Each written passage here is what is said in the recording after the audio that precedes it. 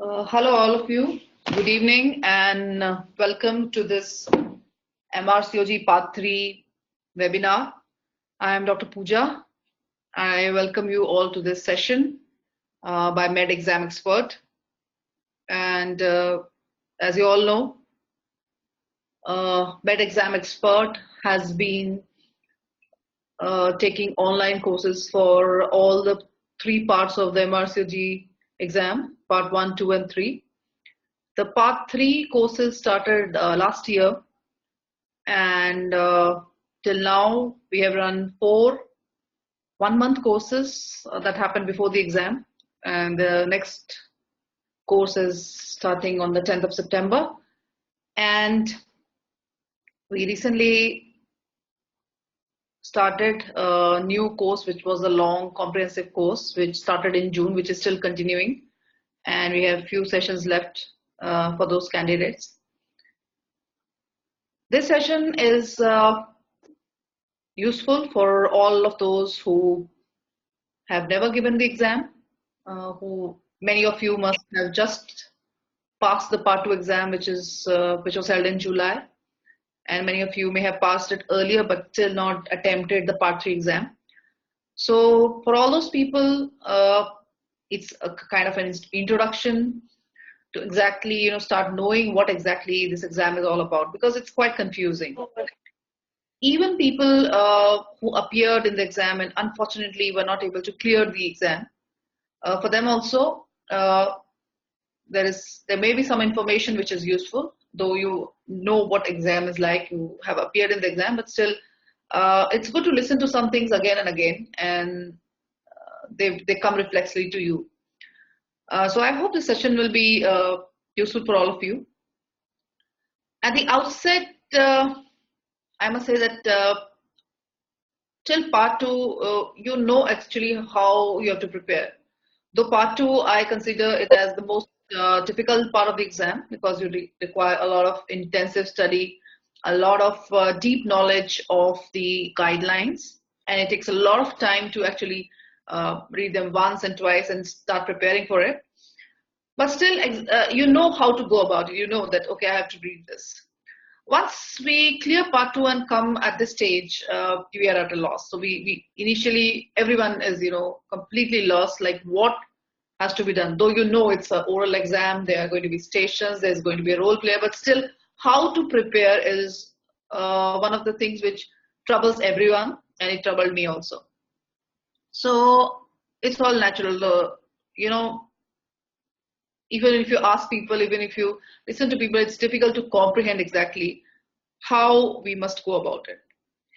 So in this session, we will try to clarify this doubt, and maybe once you listen to the session, the things will be clearer to you. Also, I must tell you that there is a very important thing which is important in this Part 3 exam preparation. Almost till the end of the exam, I felt like I was ill prepared. I didn't know I would be at a loss in the actual exam situation. And this will happen with you during the course of preparation. You will, even if after reading, after practicing, you feel like you're not up to the mark. When you listen to other people presenting, you think, oh, this person is doing much better than I am. But you have to be patient, you have to stay calm, you cannot be getting nervous or anxious during preparation. As I say, it's not only the exam time which is important, it's also the preparatory time. So in the preparatory time also, you can't keep thinking that, oh, this person is the other person, they have been doing practice for a long time, they're much better, I'm not able to speak. Don't have those negative thoughts, because it is like that. I'll tell you my example. So I gave the May exam last year, and till the end, I felt everybody else was speaking better than me. And I had a person another candidate in one of the courses I attended, who was actually working in the UK and was doing extremely well in the course. And I felt like I'm nowhere. And this was a course, an on-site course, just 12, 13 days before the exam. And in the result, when the result came, I have passed the exam and that person didn't. And I was so surprised. So what I mean to say is it is very, very unpredictable. So don't judge yourself daily, okay, that I'm not doing well. You should keep doing. The idea is to keep practicing regularly, to keep reading regularly, and to try to understand the exam. Most important, to understand what this exam wants you to know, what are they testing exactly. So we'll try to answer these questions. The questions that come to our mind, we'll try to answer that.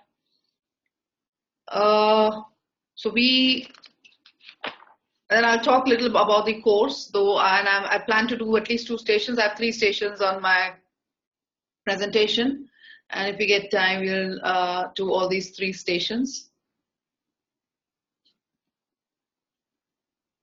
So now, where are we right now? Right now, we have done the part 2, and this is the final step towards the MRCOG degree. So this is the final step, or the final destination before it's the only thing now remaining between you and your degree.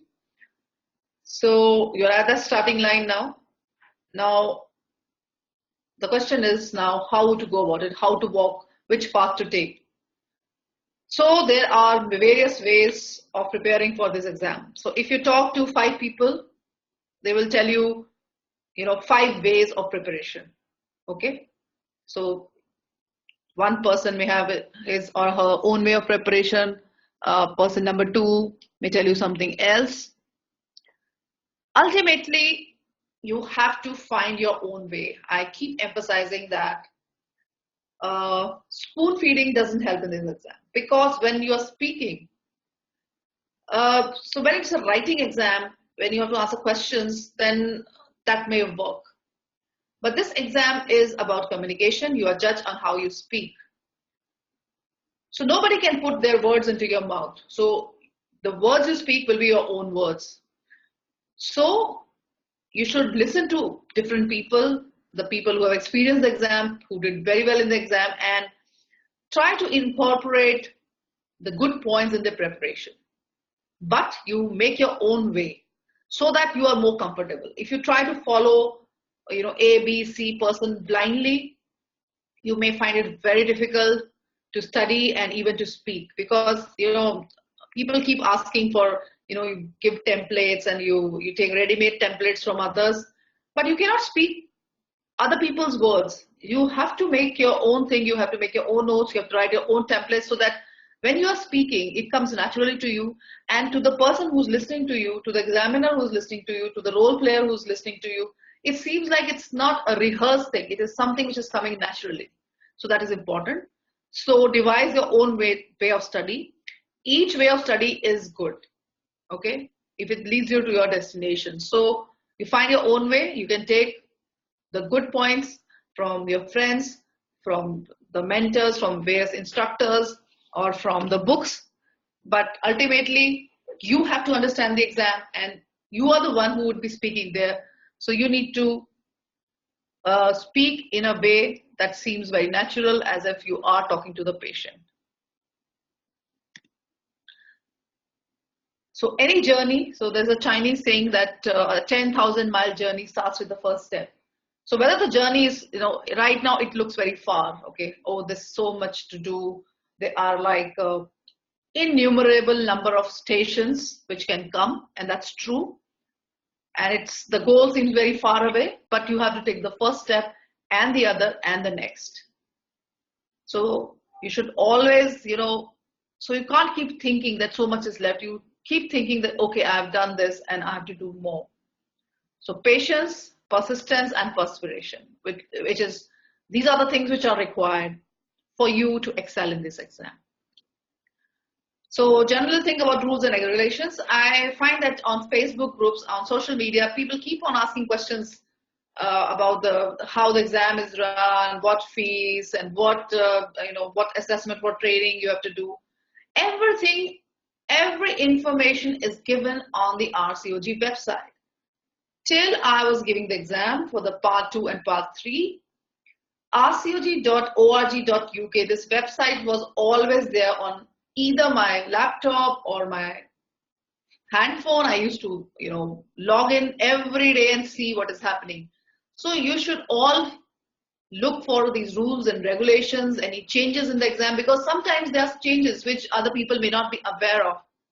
So you need to keep checking these website for any changes, for any information you want, because some of the rules might change over a period of time. Like, most of you know that there's a new rule that the assessment of training is not required now before the part 2 exam, but only required before part 3. So part 2 people can give even if the assessment of training has not been done. So these kind of changes, it's best to refer to the standard source, which is the RCOG website.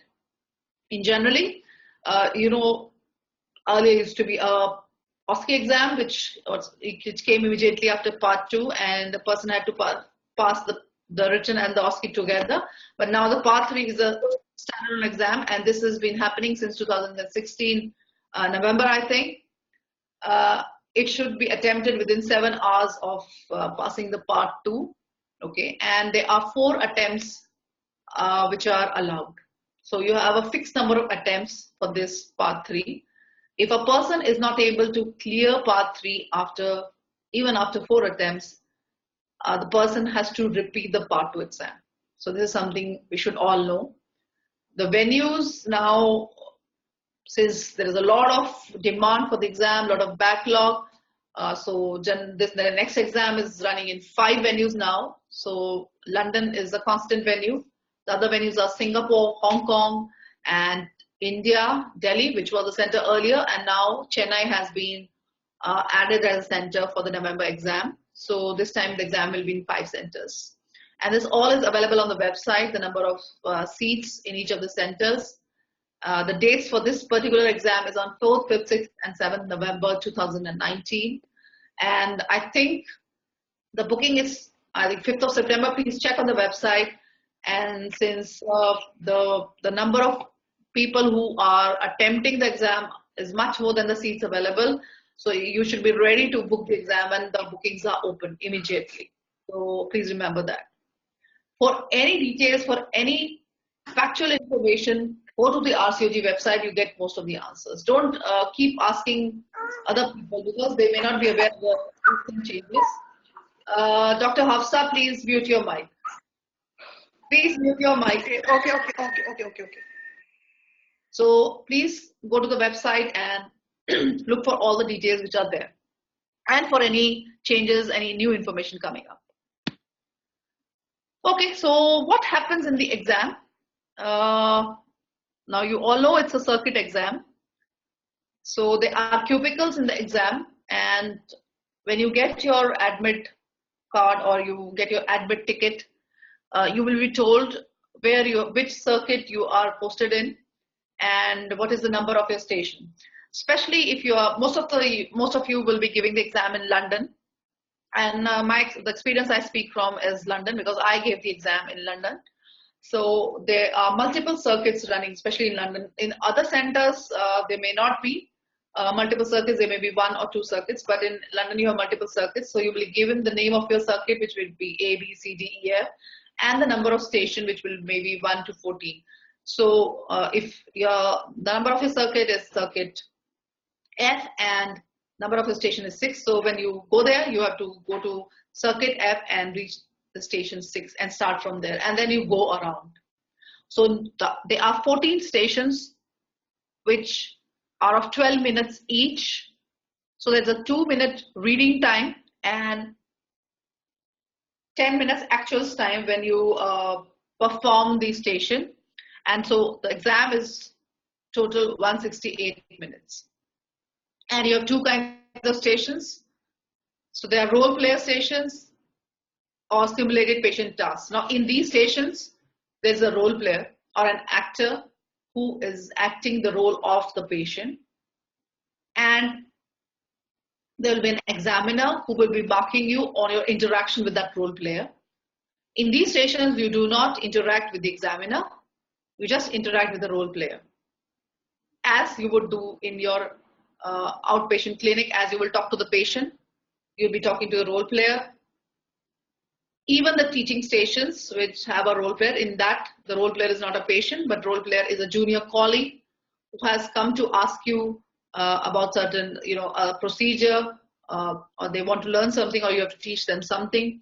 So that also is a part of role play station.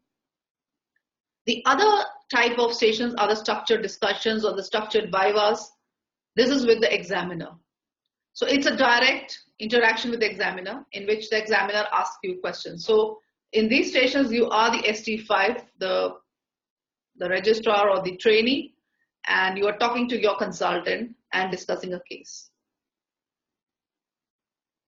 There's no preparatory station. Those who may have appeared in the exam in early times, like before 2016, there used to be a preparatory station where the people, there was no marking in that station, but now all the stations are active stations. Now there's a concept of lay examiner, which you should all understand.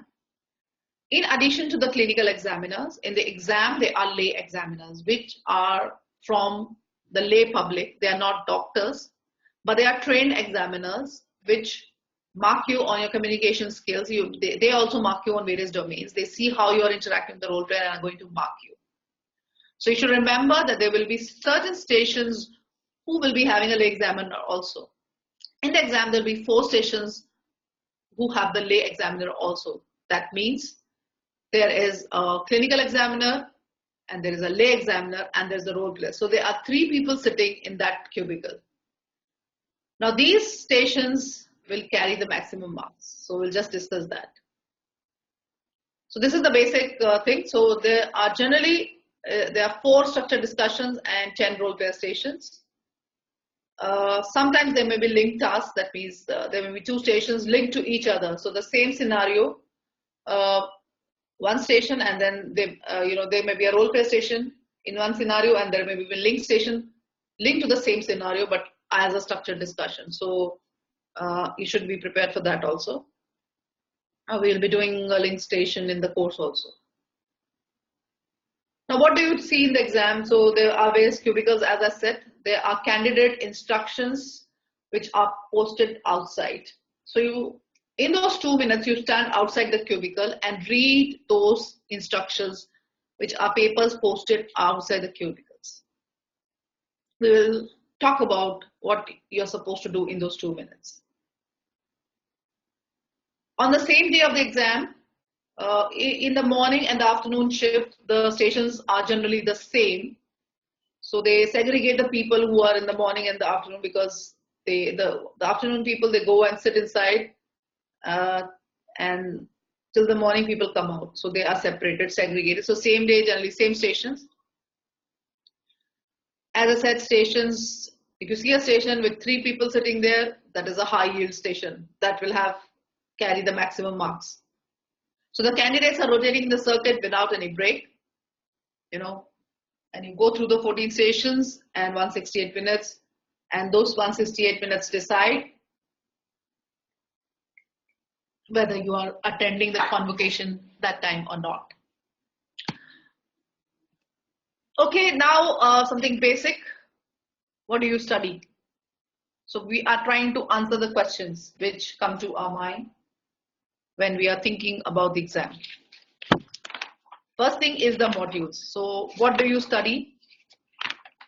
So modules are teaching, core surgical skills, postoperative care, antenatal care, maternal medicine, management of labor, management of delivery, postpartum problems, gynecological problems, subfertility, early pregnancy care, gynecological oncology, urogynecology, and urogynecology.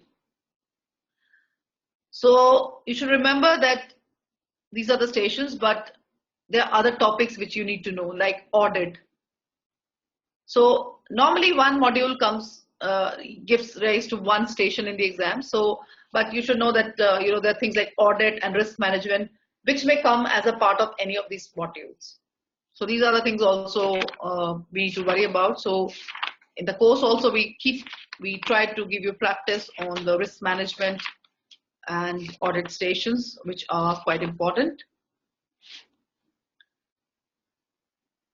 Why I pay emphasis to the modules is because the modules are unequal in the quantity. The quantity means like some of the modules are smaller modules or more defined modules.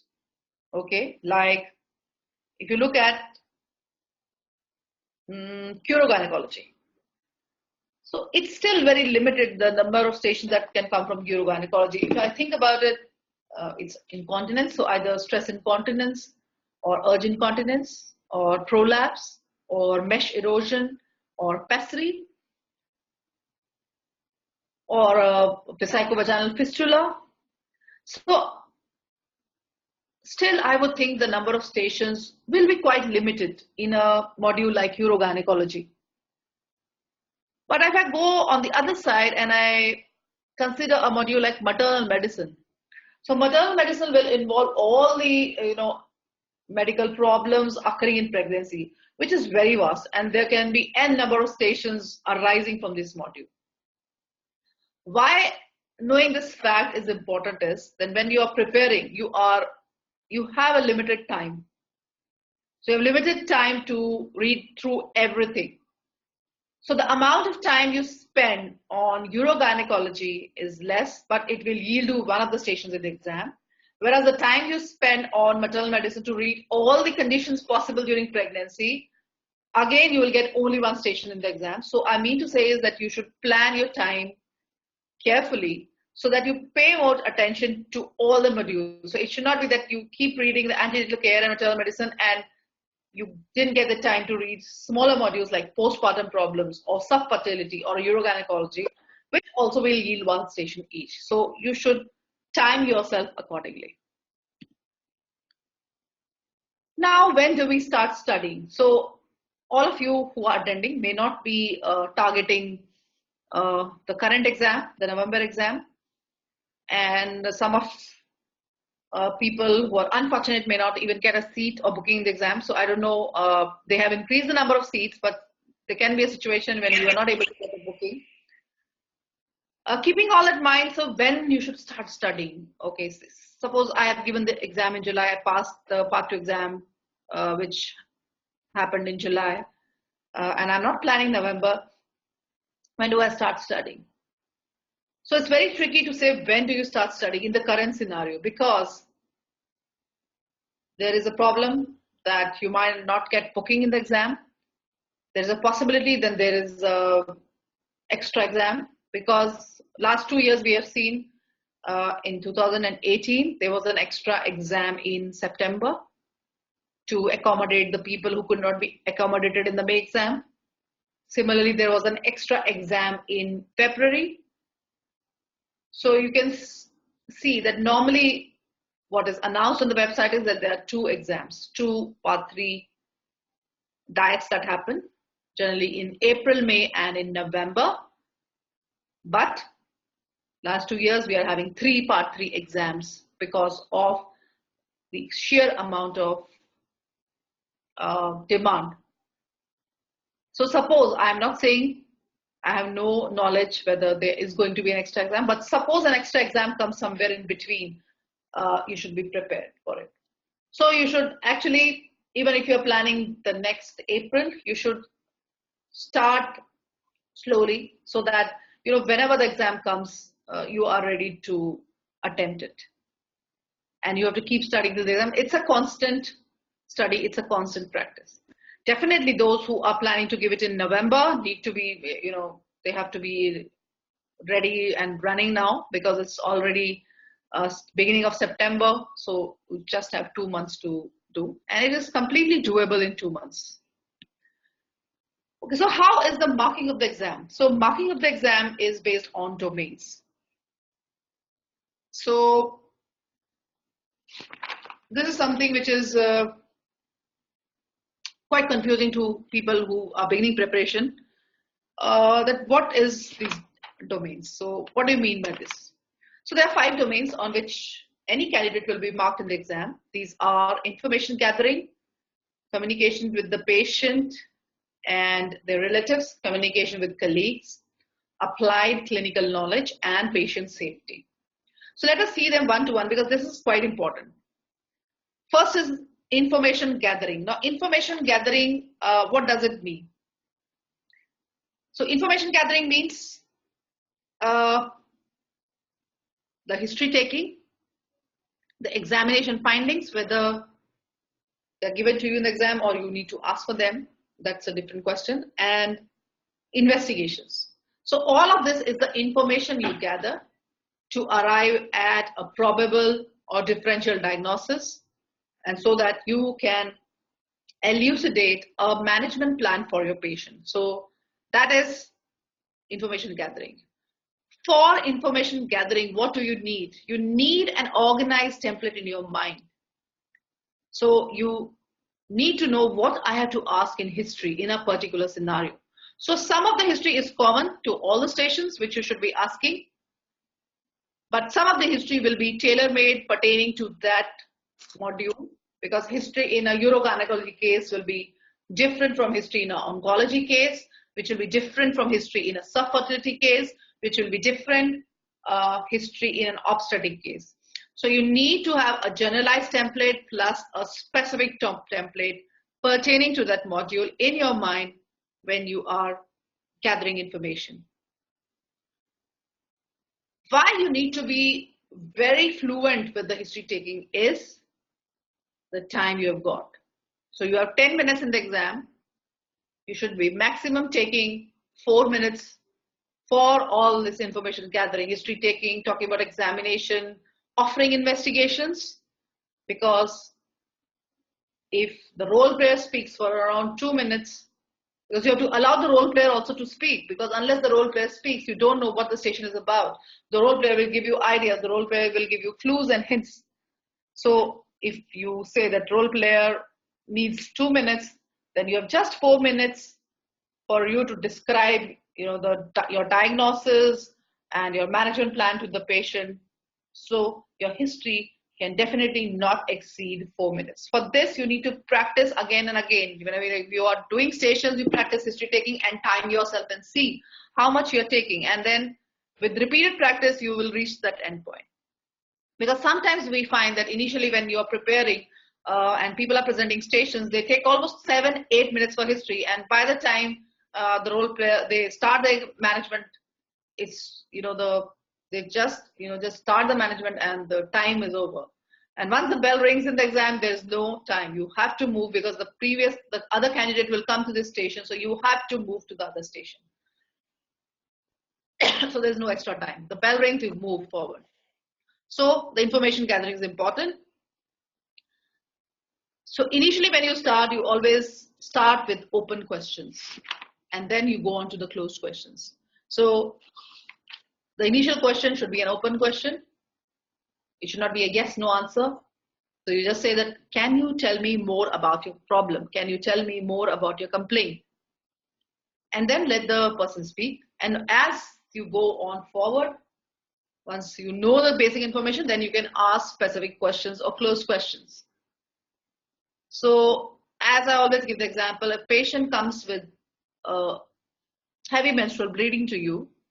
So initially you ask, can you tell me more about your problem? And once they speak and they tell you, okay, I have bleeding for the last 14 months and then I bleed every day, it's like 7 days. Then, and once he has told you about a problem, then you ask the specific questions.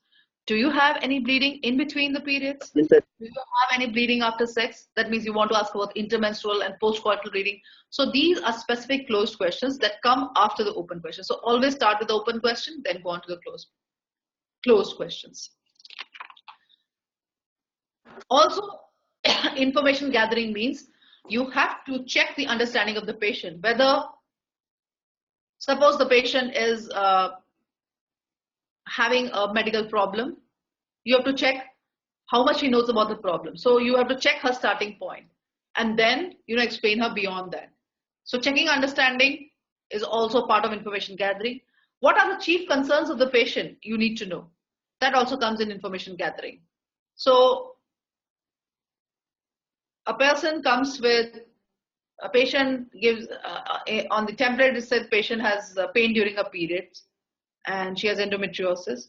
But her main concern may be fertility. So unless you know that what is a chief concern, you cannot decide on the management plan. So you should know not only the complaint of the patient, you should know the understanding of the patient, and you should know what is the chief concern. And because the main idea of the station will to address her concern. Then you talk about examination, and you always should ask permission to the patient before you examine her. Say, I would like to examine you if you're okay in the presence of a chaperone and to see. And then you have to justify what you're seeing. So if you have to do a vaginal examination, you explain why you need to do.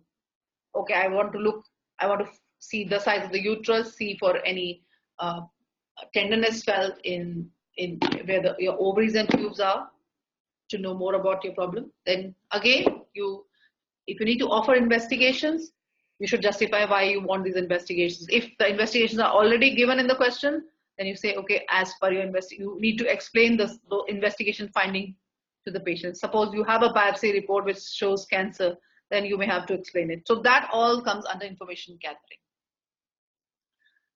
And we will, as we do more stations, we understand what this information gathering is. The next thing is communication with patient and colleagues. So this is a very important part of the exam, and this is something which we need to learn and practice, how to communicate with the patient or the relative. And this will include a lot of things, how is your tone, how is your overall demeanor with the patient, how you talk, how you show your empathy towards the patient, are you willing to listen to the patient, and how do you ask sensitive information. All these things come under communication with the patient. Your honesty when you're talking to the patient, duty of candor, avoiding medical jargon, which is most important. Many of the terms we need to de-learn before you go to the exam, because we are used to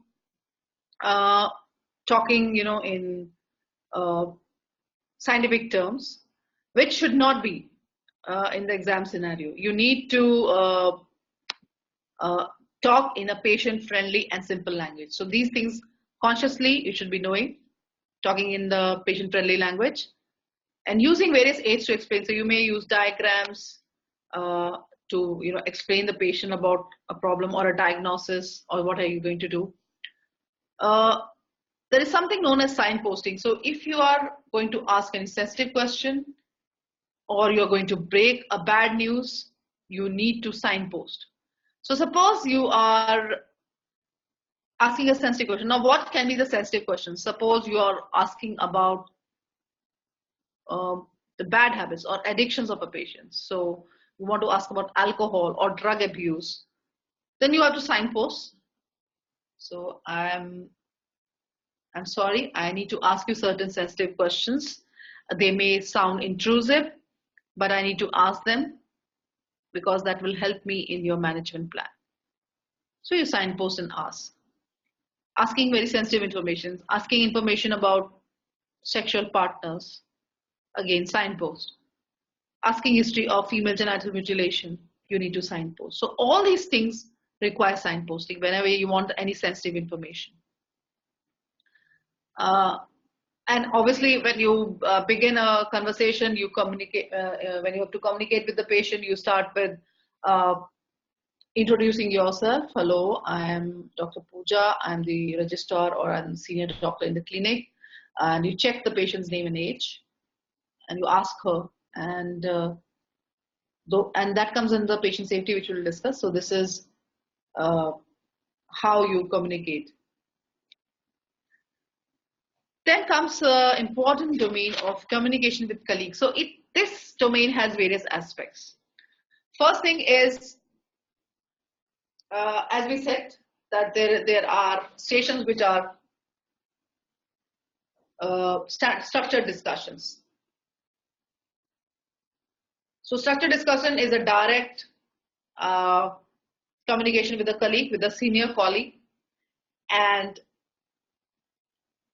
in this, they test your ability to discuss, a differential diagnosis, a case scenario, and explain your management plan to the examiner. So that domain of communication with colleagues is tested there.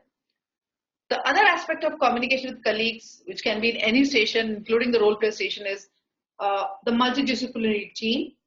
The liaising with the other specialities to improve the patient care. Like in a case of, again, I'll talk about urogynecology.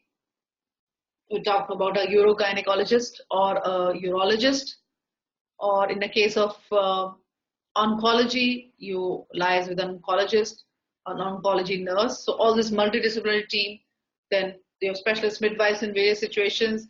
So all these things, when you liaise with them for patient care, that is again communication with colleagues. Then you should know that you have teaching stations in which you have a junior colleague and you teach a procedure to them. So for that also, that's also part of communication with colleagues, like how are you talking or how are you behaving with a junior colleague. So that also tests communication with colleagues. So that is the domain of communication with colleagues. So you should understand what are its components. The other next domain is applied clinical knowledge. This is a self-explanatory term. So whatever clinical knowledge you have attained after reading your guidelines, Green Top guidelines, NICE guidelines, TOG articles, and the various other FSRH guidelines, PASH guidelines, all the clinical knowledge you are using to interpret that scenario and explain to the role player. So that is applied clinical knowledge. Making a plan for management for the patient. Maybe in a gynecology case or in a pregnant patient. Pregnant patient may be antenatal, intrapartum, postpartum care. Applied clinical knowledge also involves, in a high-risk pregnancy, you put a person under a consultant-led care. So you have the knowledge that this is a high-risk situation and so requires a high-risk management. Then applied clinical knowledge also involves different management options of a particular condition. Again, example of a heavy menstrual bleeding. So there can be medical management, there can be surgical management. So you have to explain the various management options to the patient, explain the pros and cons of each, and allow her or help her to make a decision about her treatment by giving her all the necessary information. So you don't need to force your management plan on the patient. You should give her enough information for her to decide about the best options for her. Then clinical knowledge also involves counseling about a patient's. It involves knowledge. So if I'm counseling about a procedure, like laparoscopic hysterectomy, so I should know the indications of the procedure, what can be the possible complication of the procedure, and the rates of their complications. So all the pros and cons, what is going to be the post-operative recovery, okay, any precautions the patient has to take. So all these things and taking of consent, that will all involve applied clinical knowledge. Then comes the domain of patient safety. Now this is something which everybody gets confused on. What is patient safety? Patient safety is something which we are doing on day-to-day basis. Okay. First, when you start your station, you ask about the patient, whether check the patient's name and the registration number.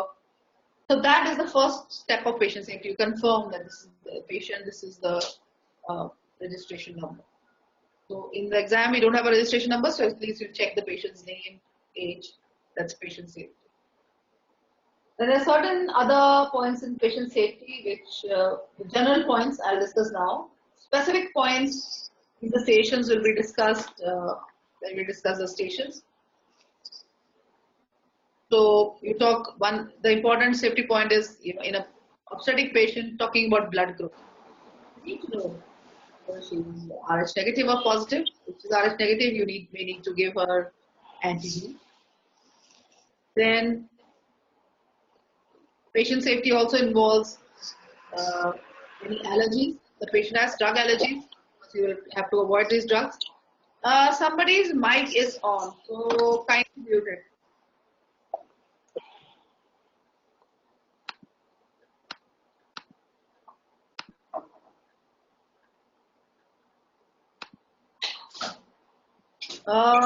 Please mute your mics.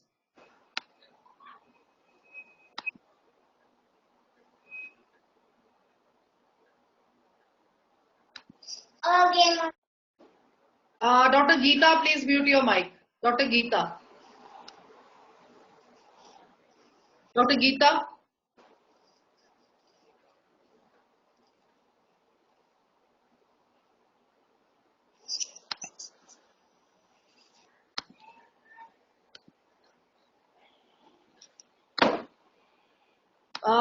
I'm getting a lot of disturbance. Please mute your mics.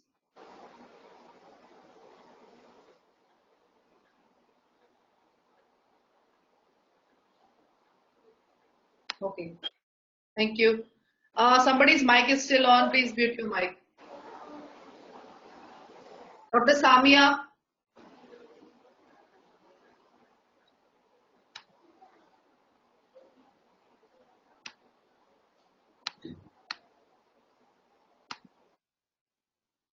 Okay. So I said drug allergy. So you need to always know about drug allergies, because if the person is allergic to any particular drug, you will avoid it. Then in pregnant patients or in postpartum patients, you talk about safety of drugs during pregnancy and lactation, because if they're not safe, you try to avoid them. Calculate benefit versus risk. Then you always ask about things like smoking or drug abuse or alcohol intake, because they may be harmful, as in pregnancy. Then obesity, high BMI, again may have risk factor in pregnancy, or if the patient is about to have any even gynecological surgery, high BMI may be a risk factor. You need to know about risk factors for thromboprophylaxis in particular case, because you need to start heparin in that patient, so that is again patient safety. You offer or you always examine patient in presence of a chaperone. That is for patient dignity, and this also is a point in patient safety. Then you should always know the role of clinical governance in promoting patient safety. Use of audit in identifying trends and any systematic problems. As I said, duty of candor. If the complication has happened, you have to be honest about the patient and accept that the complication happened. That is also patient safety.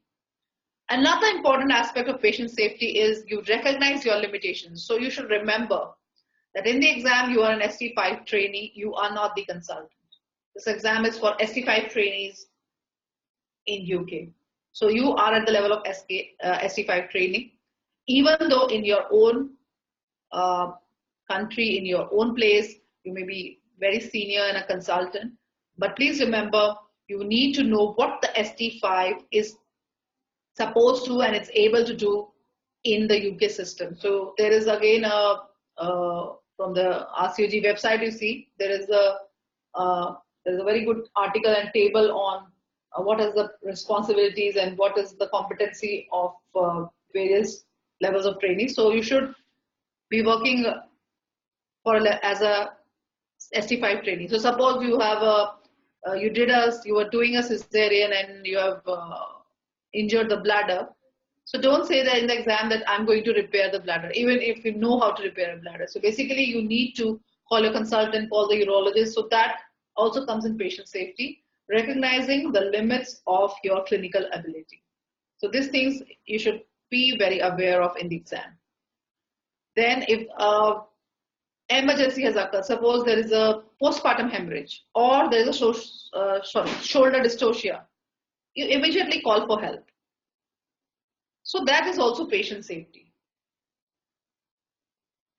But the flip side of it is, you don't have to always say that I'll call the consultant on everything. You should be able to cope under pressure if the complication happens. So it's not that for everything you need to consult a consultant, but you need to know when you should definitely call a consultant or you should definitely inform a consultant. So you should know what the management plan will be, but you should know that that should be done under supervision or by the consultant. So that you should remember. Also, patient safety means you should be knowing the laws which are there in UK. Say, talk about the female genital mutilation. You should be aware of the law. That also it's patient safety. Then, abortion laws. So you should be all the management that you plan that you give to the patient should be within the legal issues, because in your part of the world or in your country, the legal aspects may be different, but you have to follow the UK laws for the exam. Safe prescribing, as I said, pregnancy, lactation, and if there may be, you should know if patient has any medical problems, what drugs cannot be given, if patient has a renal problem or liver disease, what drugs have to be avoided. Also, you should know about the risk management. That again is patient safety. Maintaining patient confidentiality is also patient safety. So all these points, so you can see that the patient safety is something which which we are using on day-to-day basis.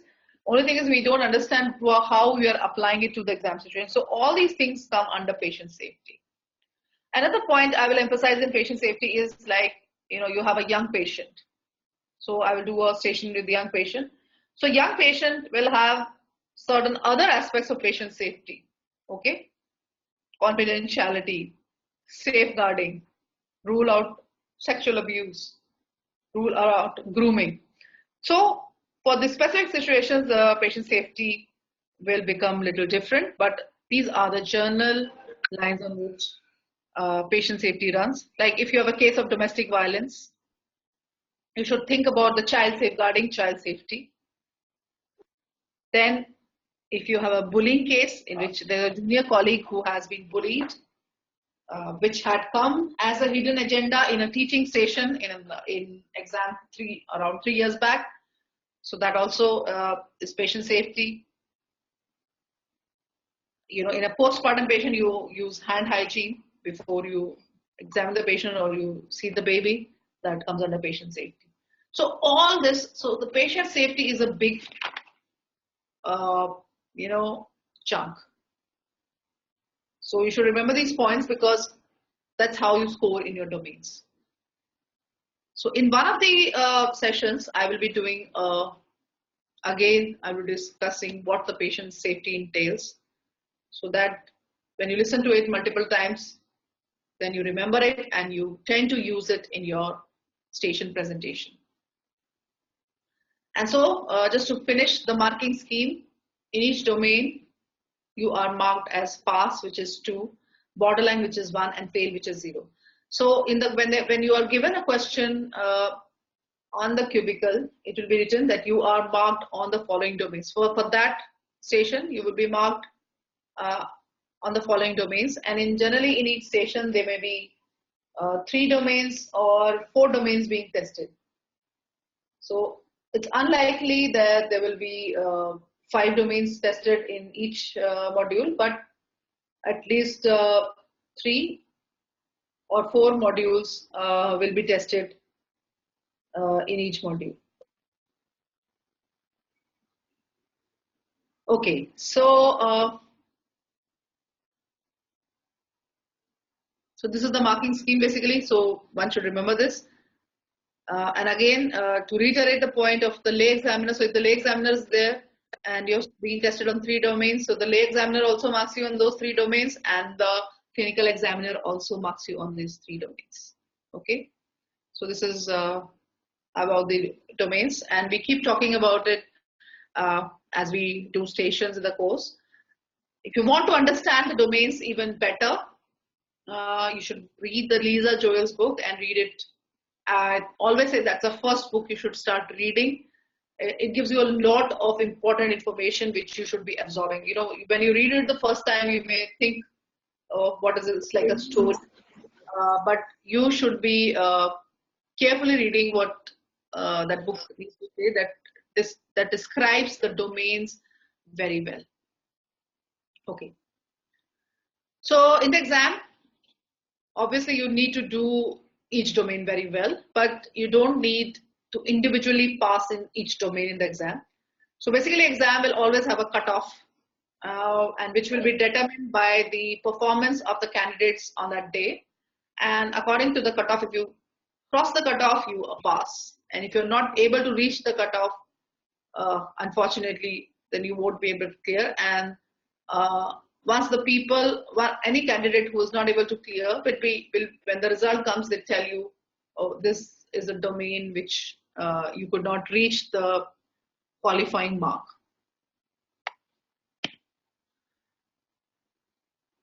Now, this is a very important part of the exam. What do you do outside that cubicle? So, as I said, each station divided into 2 minutes and 10 minutes. So 2 minutes is what determines what you do in those 10 minutes. So these 2 minutes are very, very important. And what do you do in those 2 minutes? So 2 minutes is like, you know, it just flies. The time just flies and it just goes off. You know, you just go there, you are reading the papers and suddenly, you know, the bell rings and the 2 minutes are over. So how should you manage those 2 minutes? So basically you think where, who, what, how. First question is where. So what do you think? Where? What do you mean by where? When you're standing outside and you're reading the candidate instructions, you decide where you are in that station. Are you in the labor ward, or in an antenatal clinic, or in a fertility clinic, or you are in the emergency ward, or you are in the operation theater? So understand what is the place where you are at. Second is who. Who means who are you in that situation? Are you doctor sitting in a clinic about to counsel the patient? Or you are a trainee and there is an emergency happening in the labor ward? Or you are the senior colleague going to teach the junior colleague? Or you are the junior colleague discussing a case with your consultant? So that answers the question who. Third question is what. What is the situation? What is the situation in that station? Is it an obstetric emergency? Is it a breaking bad news station? It's a cancer and you have to disclose the news of cancer to the patient? Or it's a subfertility case who has come to discuss her reports. So what is the situation? The fourth question is how. How means how are you going to arrive at the diagnosis? That means the information gathering. What are the important questions you must ask to reach the differential diagnosis? And how are you going to explain the management plan to the patient? Again, what are the important points you need to tell them? So initially when you read those papers, you see the name of the patient, see the age of the patient. It's always mentioned that you know, sometimes the role player, though they try to make the role player as near phenotypically to the person in the question, but sometimes the person in the question may be young and the role player may be an older woman sitting there. So don't get hassled. You should remember, okay, it's a 15-year-old. You go inside and think that is a 15-year-old, though there may be a middle-aged lady sitting there. So you should know the age of the patient. Try to remember the name of the patient is always good. to establish rapport with a person when you know the name and you address them with their name. See what is the main finding. In many of the stations, you know the diagnosis. You know, you read it and you know the diagnosis. Oh, it's a bladder pain syndrome. Oh, it's a premenstrual syndrome. Oh, this is a case of fertility. Oh, this is primary pulmonary hypertension. So try to find. So most of the cases you will be able to know what the station is about. In few, you may need information gathering to arrive at a diagnosis. And then think about what is your diagnosis. Just write on, okay, these are the questions I must ask. This is the investigation I must do. Or this is the examination I must do. Or this is the examination finding I need to know in this case. So that has to be in 2 minutes. Sometimes the exam flummoxes you and you see that there are multiple papers, and you know, in the exam you're like, oh, how will I read this paper? There are only 2 minutes. So it's okay, just take a deep breath.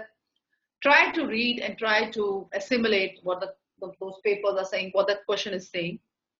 If you are not able to read it fully and the bell rings, you go inside, you ask the permission. If there's a role play sitting, you introduce yourself and you say that I'm Dr. Pooja, I'm the ST5 in the clinic, and may I check your name? So say that I understand that you have come with this, but if you don't mind, can I just go through your reports to have a better understanding, and then we can begin this discussion. So obviously the role player, are you okay with that? So obviously the role player will give you permission, and then you can just read. And similarly, if you're sitting with the examiner, you say that, you introduce yourself and you say that, okay, can I just go through the reports once again before we start our discussion? And then they say yes. So don't lose your cool. That is a very important thing. So you just read and try to read it inside the cubicle, because the same question that is posted outside, the same question, the same papers will be there on the table inside the cubicle. So you can just read it there. So now how to develop your mind. So the next question is, again, 2 minutes or 2 minutes, there will never be enough. So the question about preparation for the exam is that how do you train your mind to actually start working and get the important information in these 2 minutes is when you are preparing. So when you are preparing, when you're preparing from a book, you read a station, again, give yourself 2 minutes. You have to time yourself and make a note as you would in the exam. So you imagine when you are reading from the book also, okay, I've opened one book and this is my first station.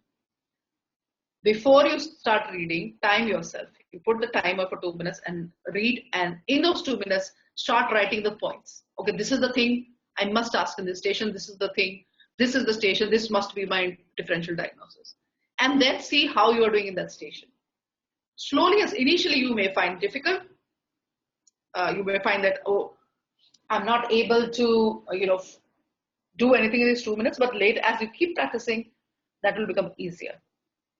Even I tell everyone in the course, even if you're not, and even today when we are doing the stations, one of you will be doing the station actively, but the other people also should use that 2 minutes to write down what you would do as if you are in the exam. So that is how you practice. So other people also should use those 2 minutes to write down and then compare with what the candidate said and compare it what was the feedback and how you can utilize these 2 minutes to the maximum extent. So these things I just discussed, that you have to think like a UK trainee, you have to be the SC5 level, you should know the right things. That means you should have the knowledge about the guidelines, you should know your limitations. Okay, this is what I should be doing, and above this, I need my consultant here. So you do not need to do more. You just need to do what is adequate. Okay, let's go to inside. So the 2 minutes are over, and now there is another bell which rings, and now you are inside the cubicle. So first is the introduction to the patient, as I discussed.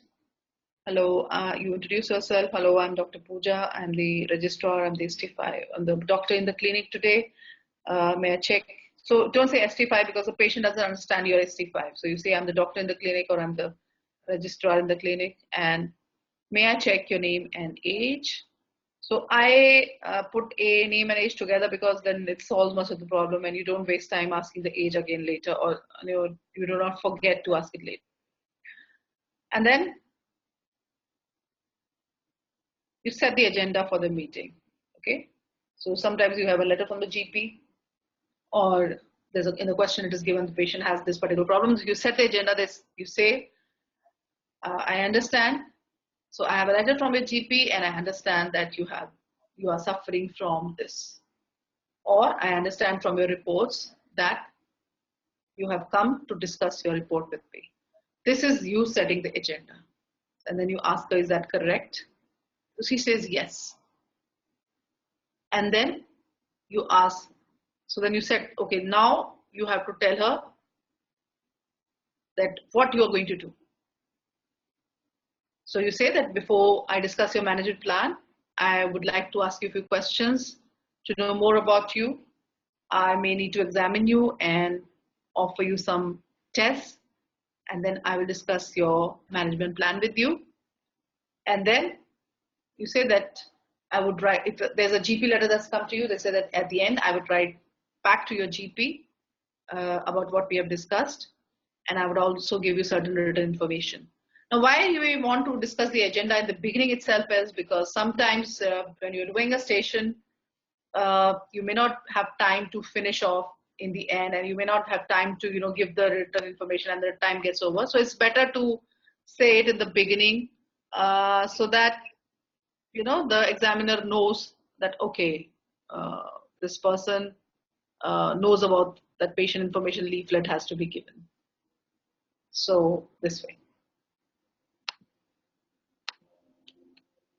And then you ask the patient, can you tell me more about your problem? So as I said, an open question in the beginning.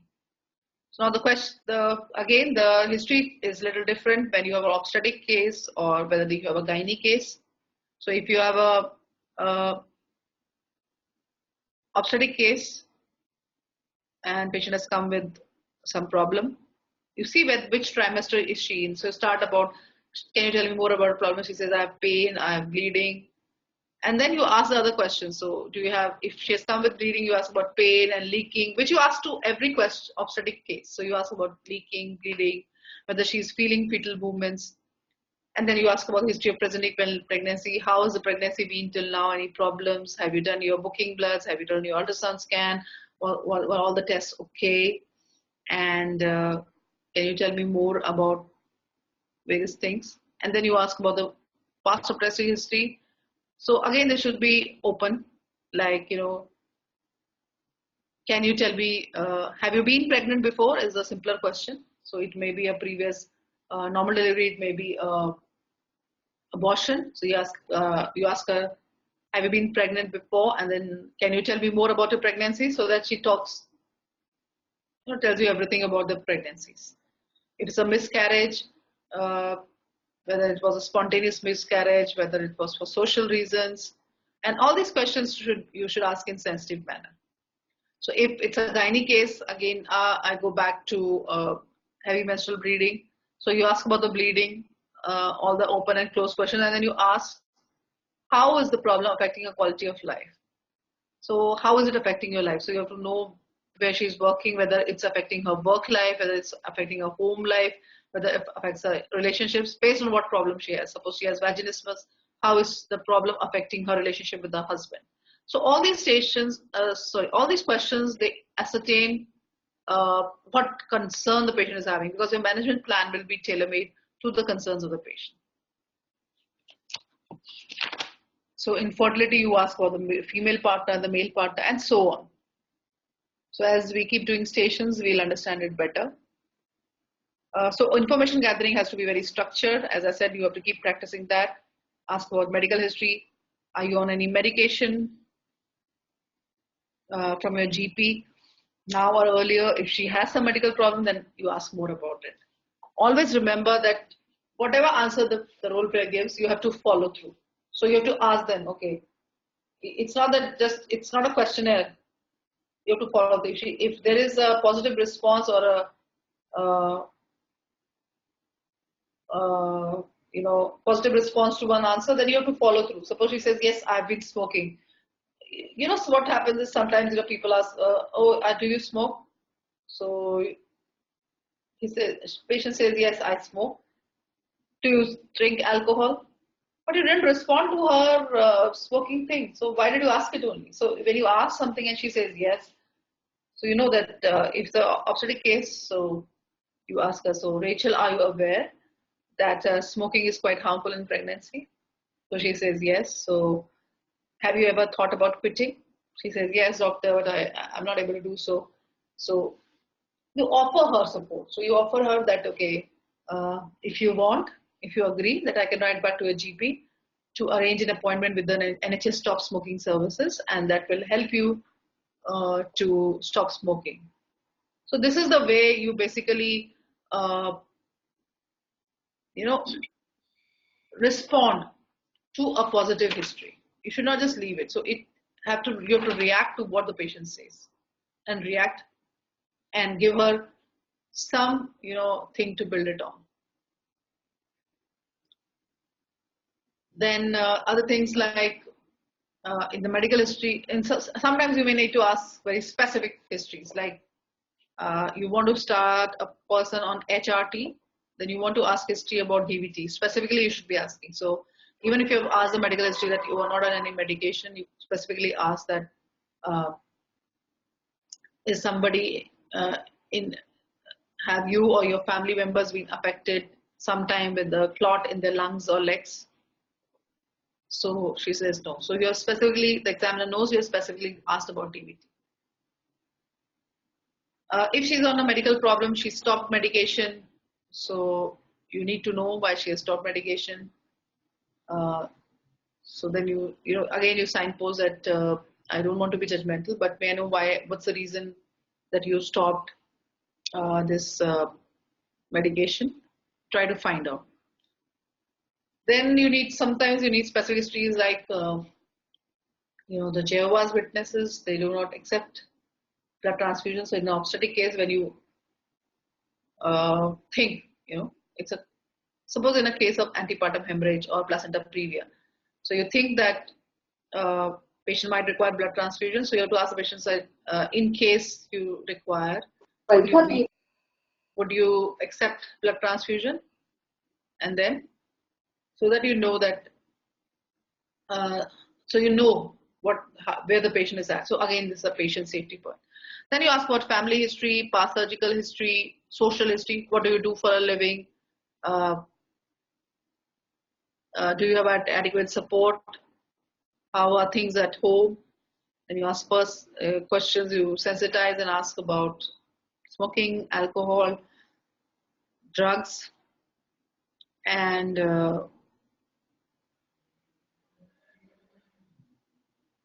yeah, basically these, and allergies, pap smear, cervical smear. So these are all the histories you ask. So menstrual history, obstetric history, all this which is normally you ask, but it has to be structured, and it should be in a particular sequence which you're used to. So in the end, you will say that, and at each time when you're explaining something, you check the patient understanding. So am I clear? Have I been able to make things clear with you? Do you have any questions? In between, you should be asking the patient. Then summarize, provide written information and close it. So they say that I would write back to a GP about the management plan, and I would also given you some patient information leaflet so that you can read about it. And if you have any other concerns, you can always call back and ask. Okay, then you go to the examination findings. I would like to examine you in presence of a chaperone to find this, to do pelvic examination, vaginal examination, speculum, and why. And then explain the care plan.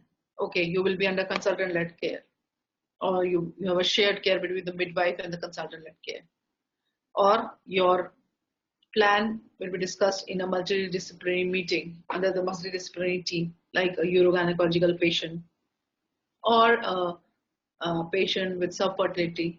Okay, or you need a mental health specialist, or you need a social worker, all these things. So this is how you discuss the plan, and then close your session. So you should remember that communication skills are tested in 3 domains. The information gathering also involves certain communication skills, communication with patients and communication with colleagues. So the communication is very, very, very important. And certain things I've already told you, but still I want to reiterate. How do you communicate? Your voice should be calm, low, and firm. So you should be sounding confident, and you should direct the discussion because you are the doctor there. But you need to listen to the role player. This is in bold letters. This is underlined. This is a very important tip or trick for the exam is you have to listen to the role player. The role player will give you ideas. The role player will give you so many clues which will help you to crack that station. You should be empathetic. You should acknowledge emotions of the patient. Patient starts crying. I can see that you're upset. You have to acknowledge. Don't just ignore it. So acknowledge the emotions. There has to be non-verbal communication. You may offer the patient a glass of water, offer a tissue if she is crying. The way you are sitting, the way you are talking, your whole overall demeanor, that's a non-verbal communication. Combination of open and closed questions, always asking the targeted history, simple explanations, avoid medical jargon, give information in chunks and check understanding, be honest, apologize when relevant, and you should understand that apology is not an admission of guilt. I'm sorry that this has happened. Doesn't mean that you have caused it or your colleague has caused it or the hospital has caused it, but whatever caused it, you are sorry for her. You are sorry to see that has happened. So that tells that you're empathetic. And duty of candor, if a complication has happened, you apologize and you admit that this has happened and that you are going to do to investigate.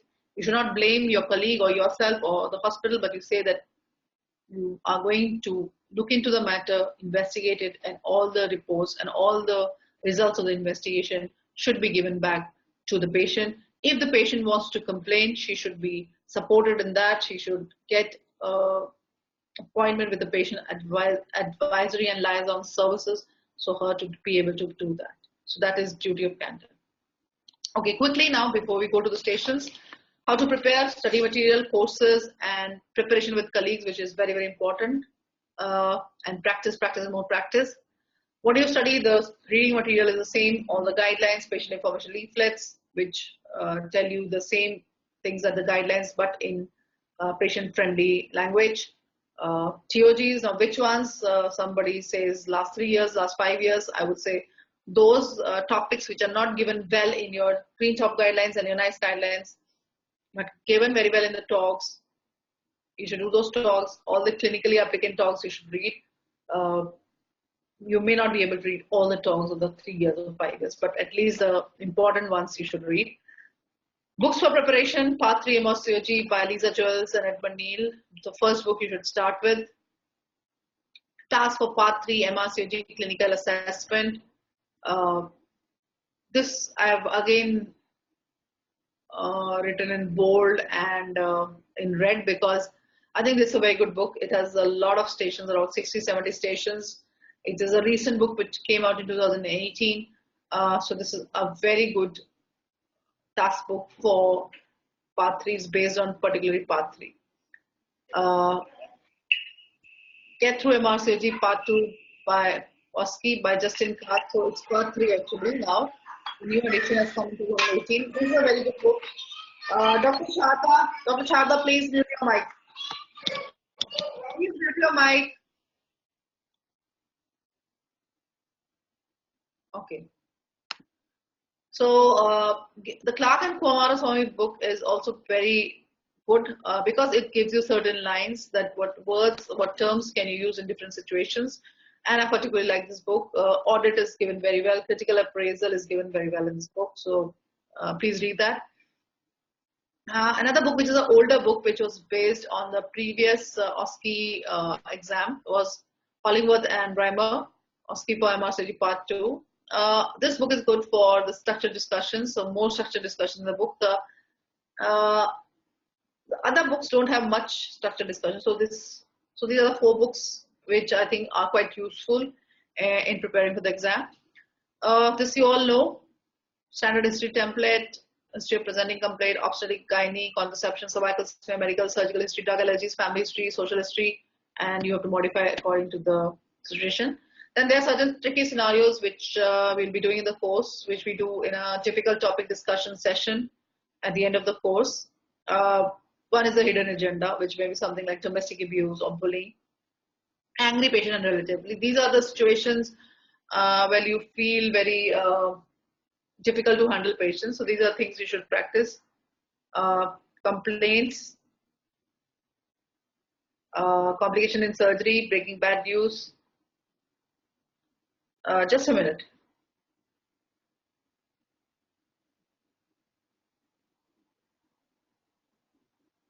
Dealing with the young adults in HFEA guidelines.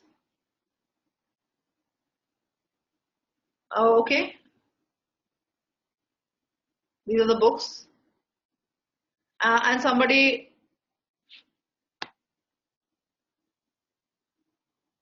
asked about the talks.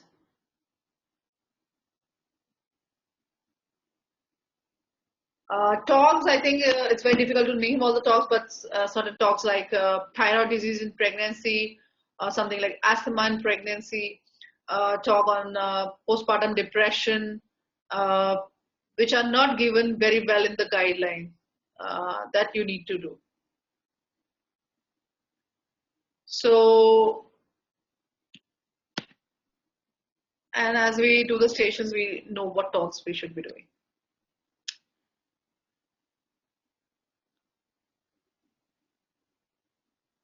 Okay, so courses. So before we talk about courses, there's a lot of confusion here. There are online courses, there are RCOG, non-RCOG, on-site courses. Which one to do? How many? I think it's best to take actual feedback from all your friends who have already appeared in the exam, who have done these courses, and find which course suits you best. And it may not be possible for you to do many courses, but you can choose. You can do a combination of one online and one on-site course. The problem with on-site courses are that they are very near the exam. So if it's like 10 days, 12 days prior to the exam, only the RCOG course will be 1 month before the exam. But again, difficult to get booking in that. But other courses are only 10, 12, 15 days before the exam. So the preparation is almost done. The usefulness of online courses is that you actually can start preparation much ahead and then do an on-site circuit course when you go there in London. This question you have to answer yourself. Dr. Saima, please. Now, before going to stations, I'll just invite Dr. Hassan, chief organizer of a course, and because he's there for a limited time, he wants to talk about the course before we go to station. Dr. Heather, please. Dr. Heather. Hi, good evening, everyone. Hope you have enjoyed the first part of this webinar, and hope you got the useful information.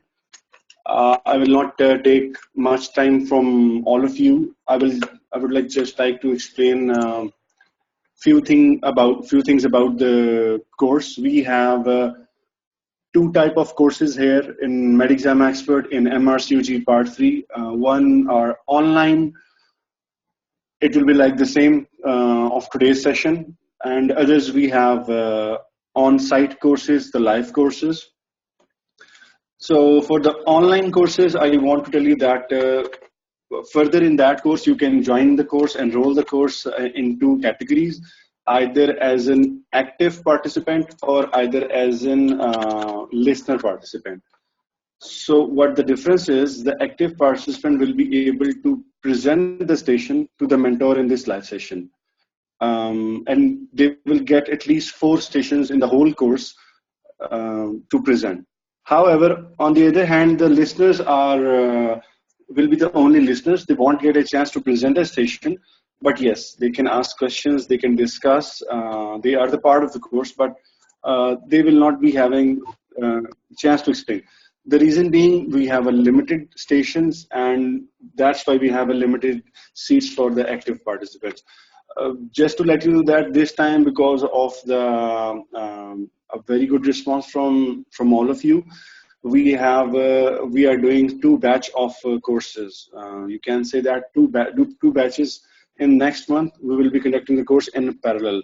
For the batch A, it's already complete and all the seats have been booked. And for the batch B, only 3 active seats are remaining. So once they will be filled, then you can only join as the listener participant. So if you're interested to be the one to present the session, the live session, so you can join that one as an active.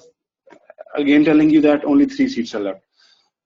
Secondly, I know all of you have a very busy schedule in the hospital, and also we are providing session recordings as well.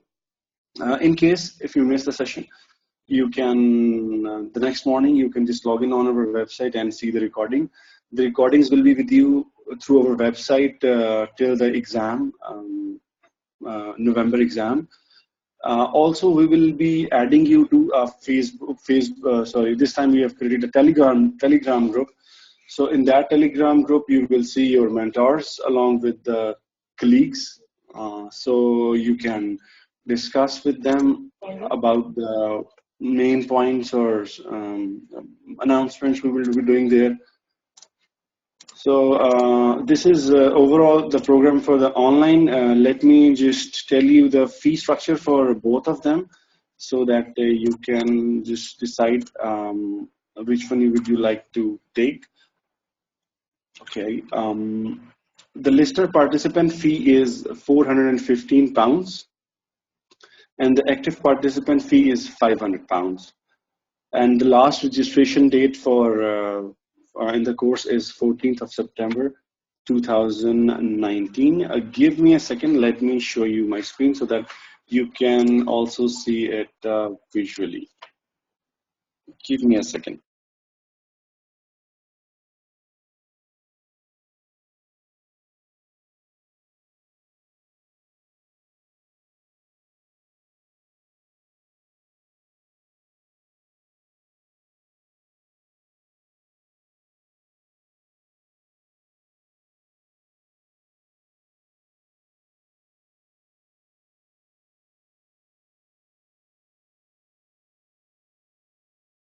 Yeah, fee is in the sterling pound.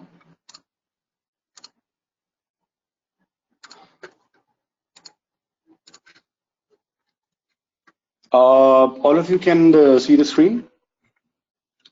Okay, that's good. So this was a course I was talking about. This is an online course for the MRCOG Part 3, and the mentors are Dr. Pooja, Dr. Sidra, and Dr. Hassan. We will share the exact schedule. All of them have the different modules. They're covering different modules. So we will share the details once you register with us. Or if you want the schedule, you can just send a message on our Facebook page and team will give you that one. So as I was explaining, the fee for the listener is 415, and however, the fee for the active is 500. This one is the next course.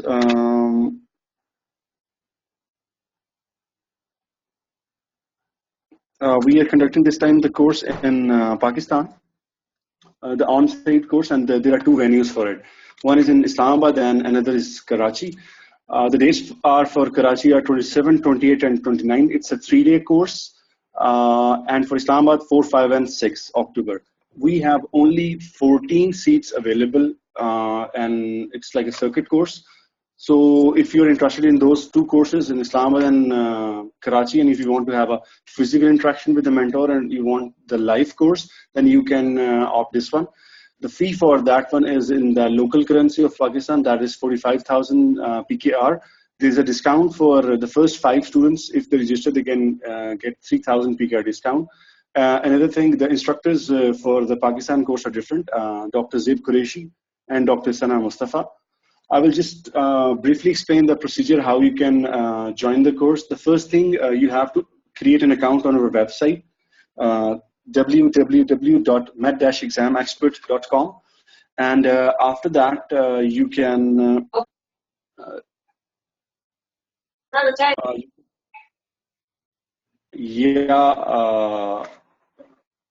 hello.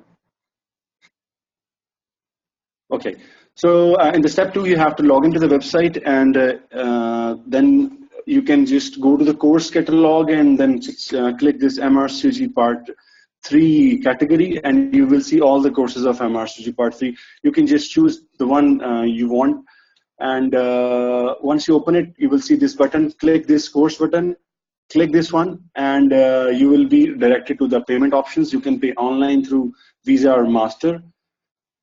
That's a procedure to join the course. So let me see. I think I have received some messages in the chat.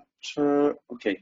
Do like our Facebook page and YouTube channel, as we are sharing the news regularly on that, so that you can be connected with us. On YouTube channel, tomorrow we will upload this recording. So in case you miss any information, you can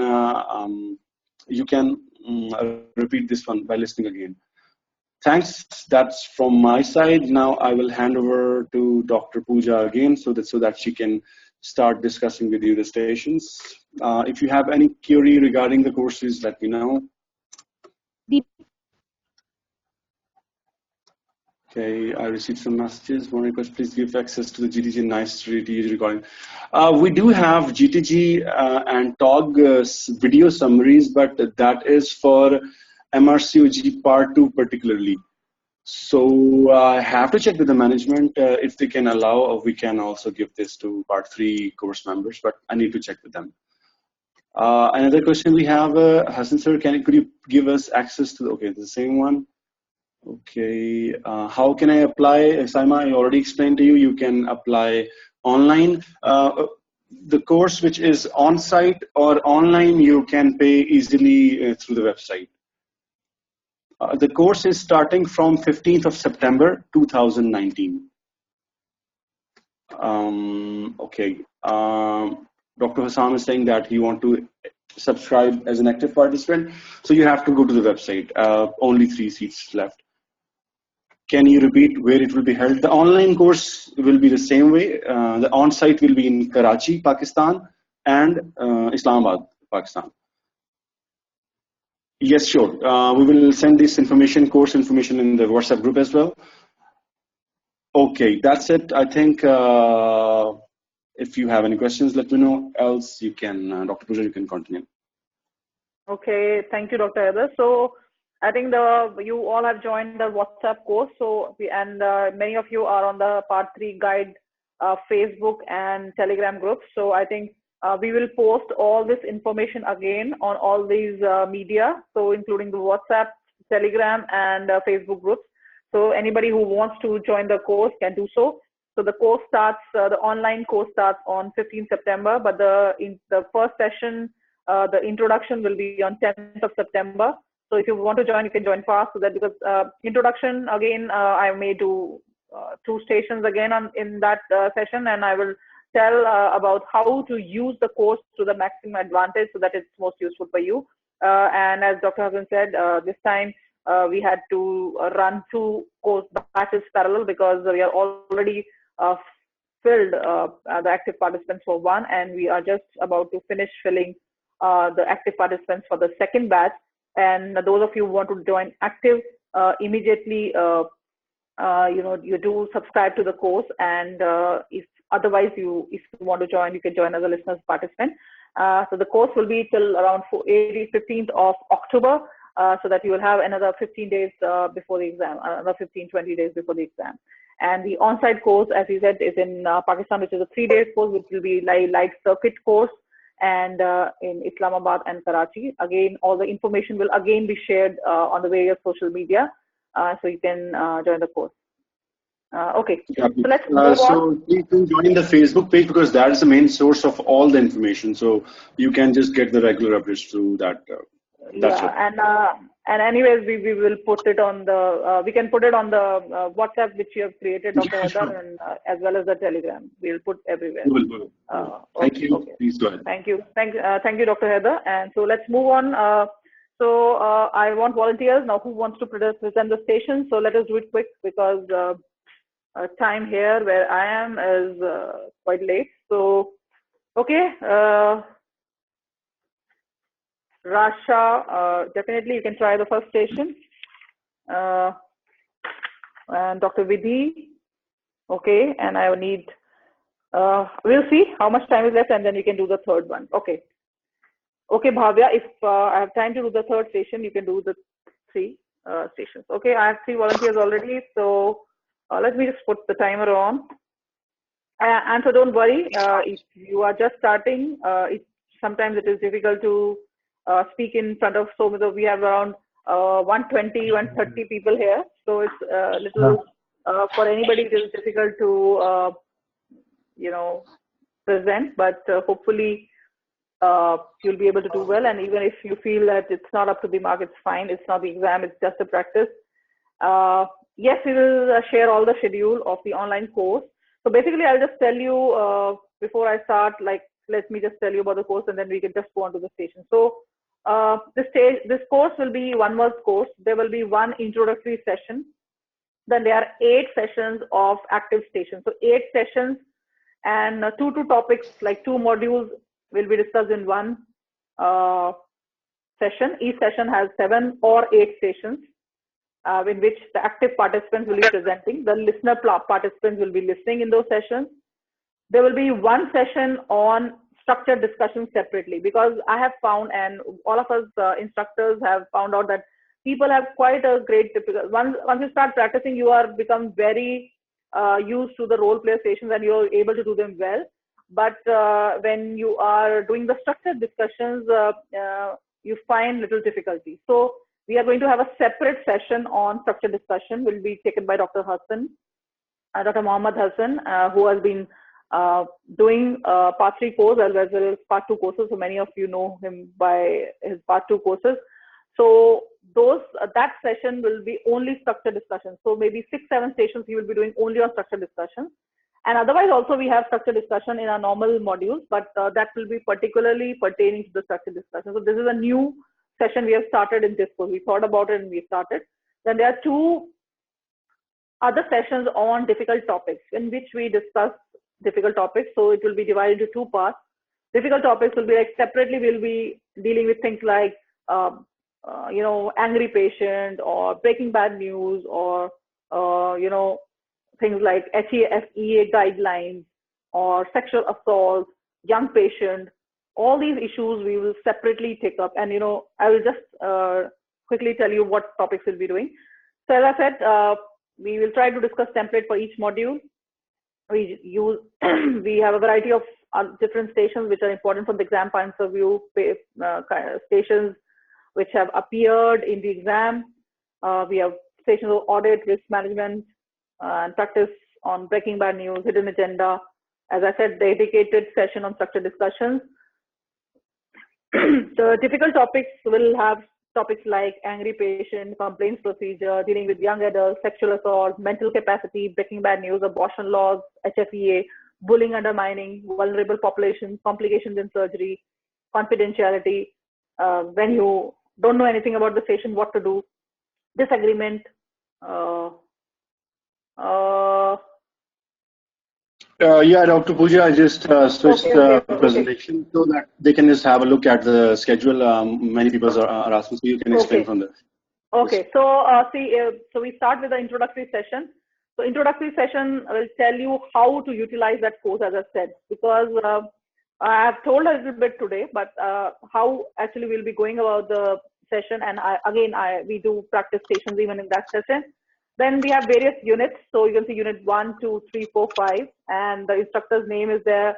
And like in first unit, I'll be doing oncology, miscellaneous important station, risk management, and then go on to teaching and antenatal care taken by Dr. Sidra. The timing is written. Can we go on to the next page?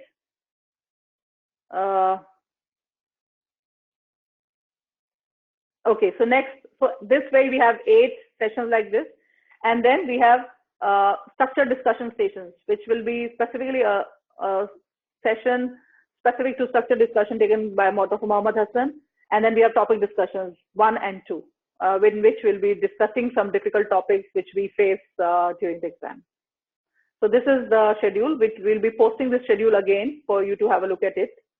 This is the batch A schedule, which is already full, but we'll be posting the batch B schedule, which will be 1 day after the batch A. So it will be like a Tuesday, Wednesday, and Friday, Saturday kind of sessions for the both the batches. Okay, can I go back to my screen? Okay. Yeah. Okay, thank you.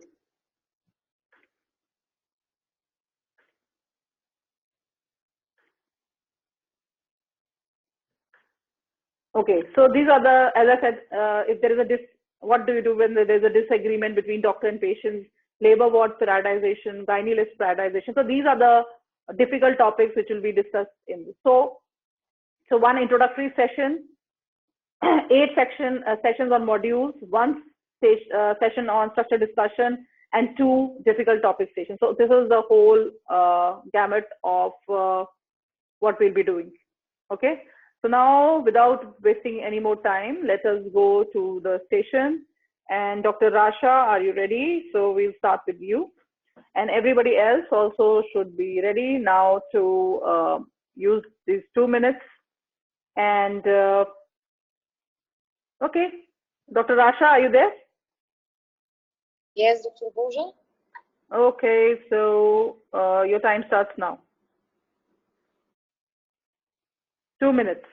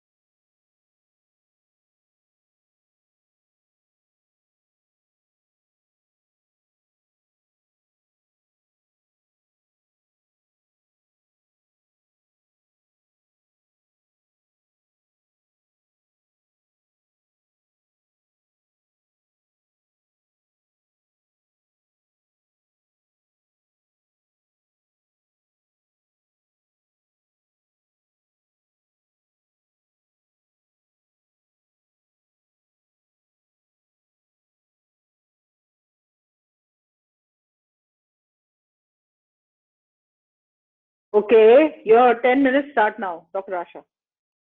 Hello, I'm Dr. Rasha, the registrar in the gynae clinic today. May I confirm your name and age, please?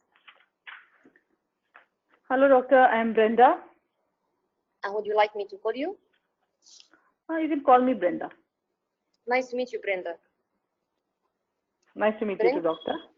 Brenda, I understand that you are here today because your GP has referred you because you are concerned about the size and the shape of your lip.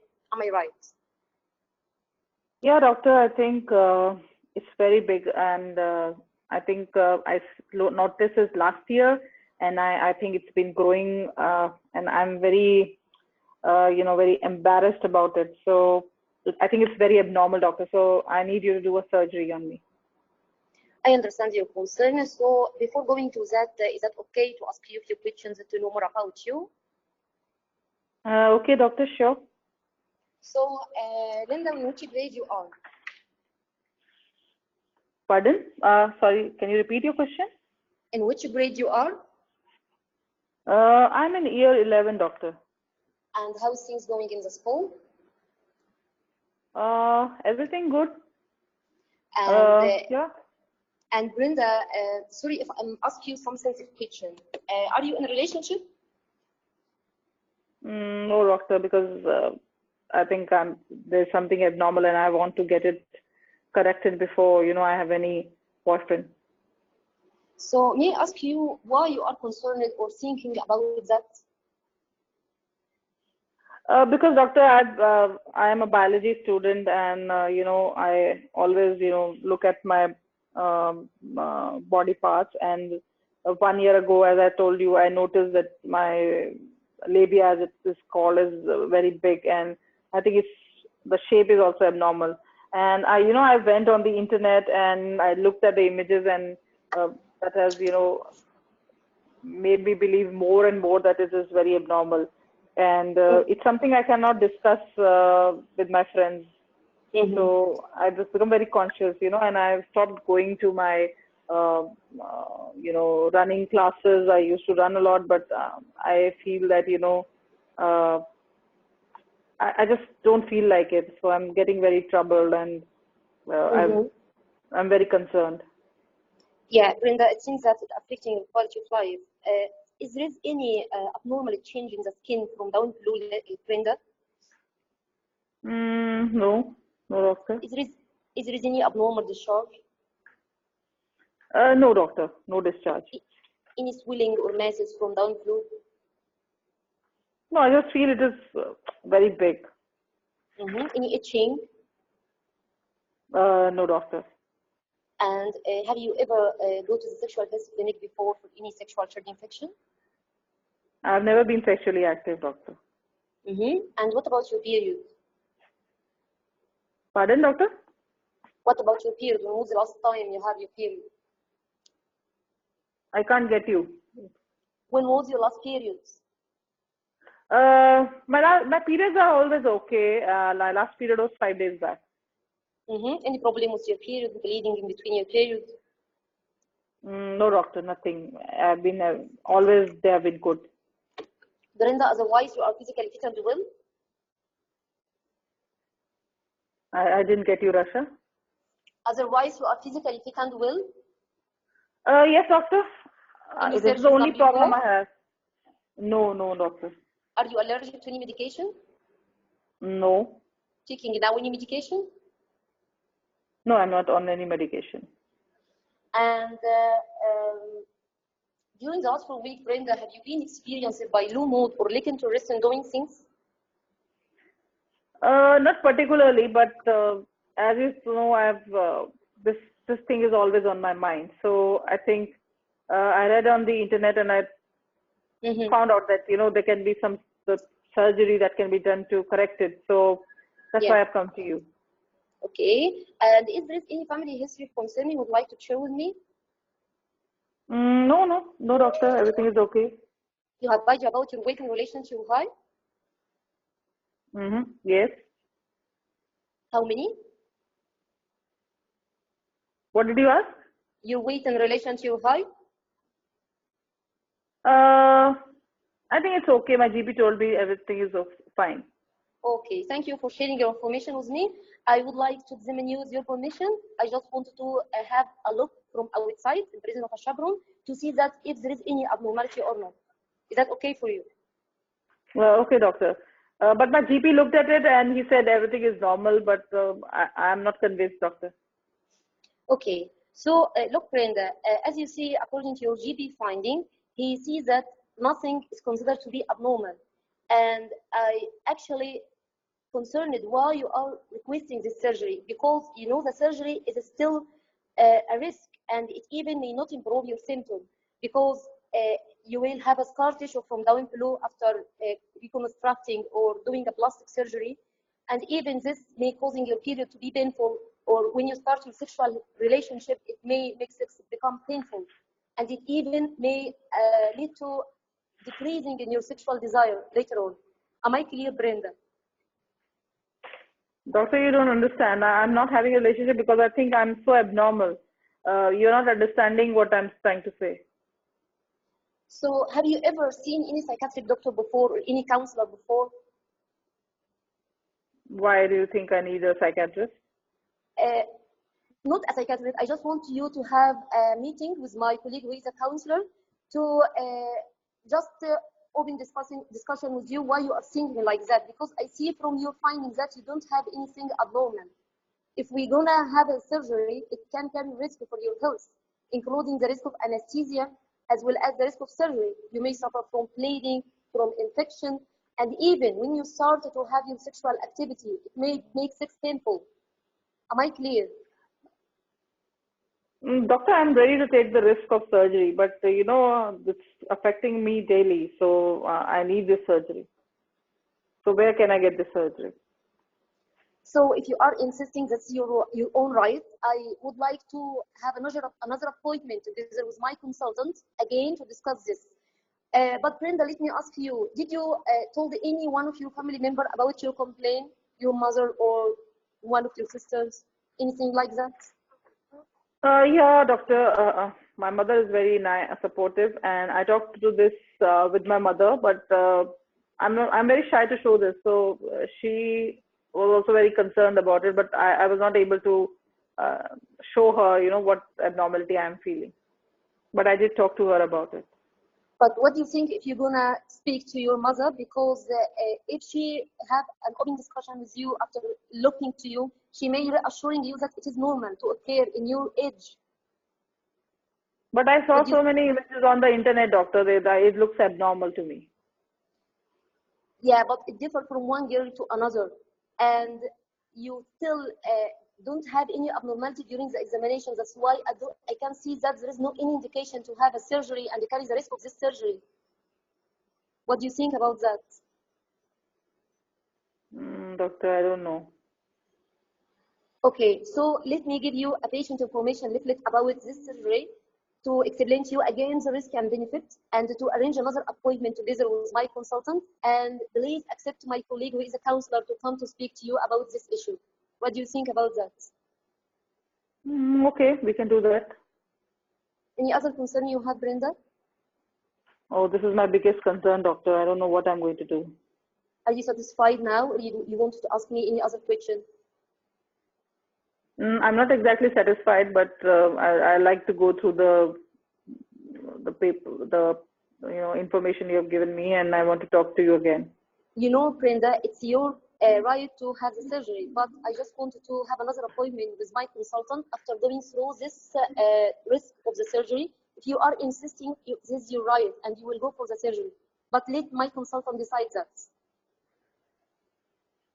Okay. Any other question you want to ask me? No, doctor. Okay, thank you for your time. Okay, thank you, doctor. Thank you. Okay, Dr. Rasha. So what do you think? Difficult patient. Yes, and I cannot remember anything of applied knowledge relating to her request. I cannot explain what she wants. I just want to reassure her it is normal, but she's insisting to have the surgery. Yeah. So this is kind of a counseling negotiation station, and actually the how you counsel will determine how the role player behaves. So if the role player doesn't get convinced, they will just keep arguing back and forth as this patient was doing. I know it is difficult. It is difficult station and difficult to do in front of so many people, and when you are just preparing. So you finished in time. Your ringer just went off. But still, there are certain things which we need to add on to it. Anything now you can add on to it, which you think you could not do when you were. So you did explain to her about the surgical and problems of surgery and risk, but can you think what else could you have told her, if you can just get reminded? Otherwise, I'm going to ask someone else. Doctor, hi, can I give some feedback about the station? Yeah, Dr. Hossein. Yes, please go on. From my point of view, the doctor showed us an excellent performance, but I think that during the history taking, she should give more attention to differential diagnosis of this lesion, She should ask about if the lesion is painful or not, when it started, it increased with time or not. It may be some sort of inguinal hernia. And she should ask about from where this young girl ethnicity, because this lesion may become as a complication after female genital mutation. Oh, and it asks is this lesion appeared in other sensitive places, because it may be associated with some diseases like elephantiasis, for example. So you should ask you travel to endemic areas, something like this. No, but the examination findings are normal. There is no swelling there. ده before يعني examination, يعني before examination I think Okay.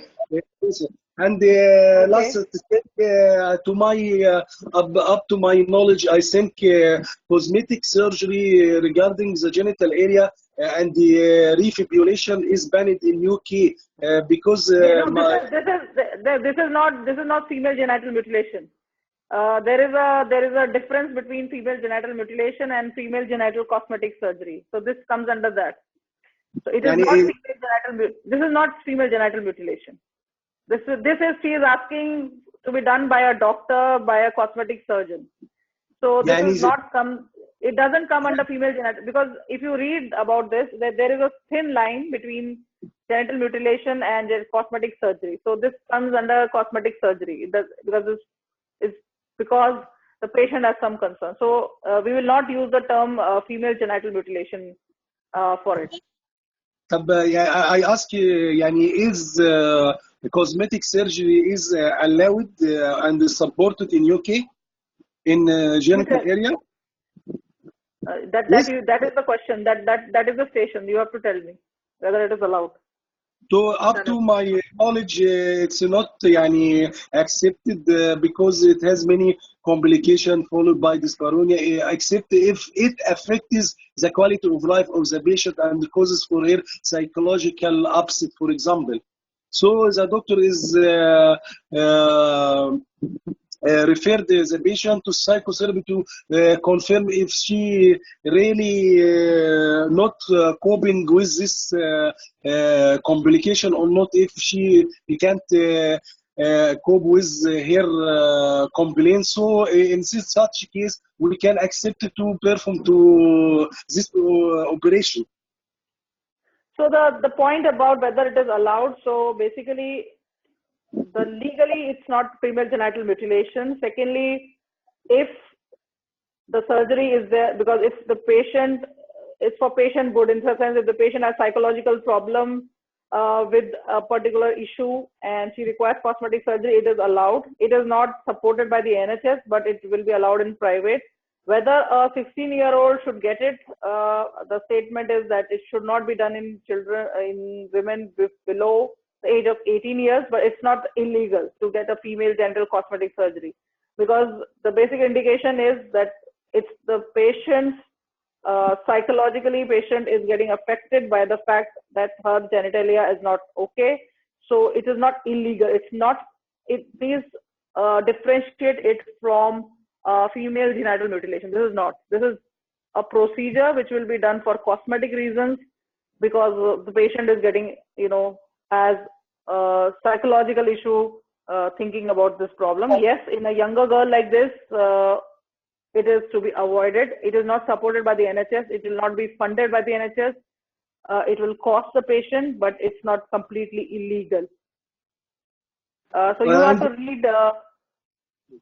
Yes. And last thing I wanted to say, Yani, at the end of the station, the doctor should ask her, she understand, to check her mental capacity and ask her to recap or to repeat what is mentioned, and and she is capable of giving written consent for this. Basically, we don't want to do surgery for this. She's only 16, so we want to basically her so that she think more about it, and we don't want to do the surgery. This is the station, but we can just negate her and her. So show her that as is normal, and there are consequences. So she's 60, so I would not request the older patient, the situation is different. But the patient uh,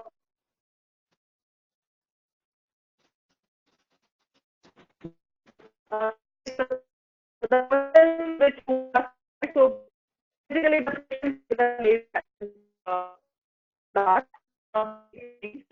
The statement was a little different, but basically the patient is a labia large and the examination finding is normal. So that is basically the question. So as far as just what history, so first thing again, it has to be structured. So when you start history, the first thing she started was she asked about the sexual partner and about other things.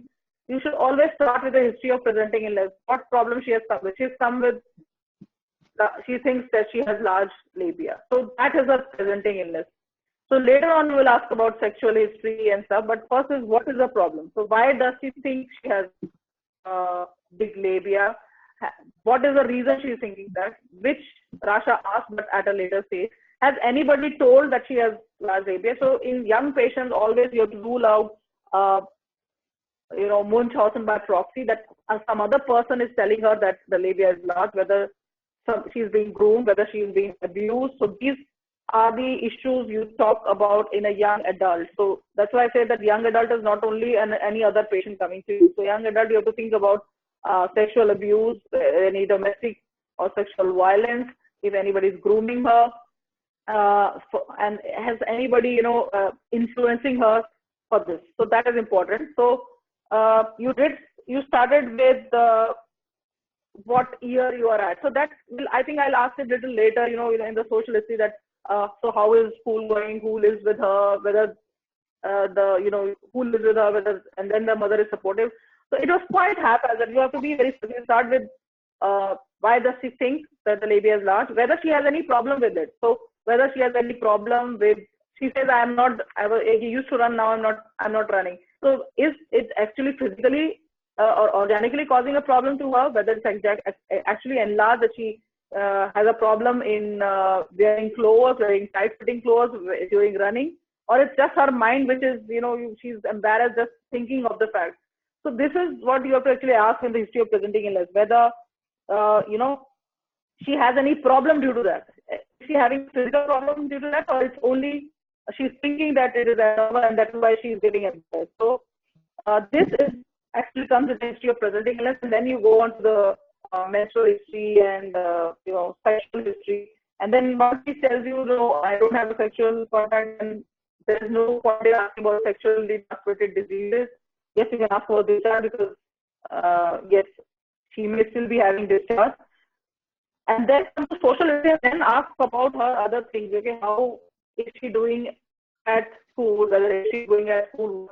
Try to establish a rapport. Whether she's doing well at school. How is the situation at home? Whether she lives with her parents or she lives alone, and what is the relationship with her parents? So these things come in the social history. So if you ask in a format, you will not forget or miss anything.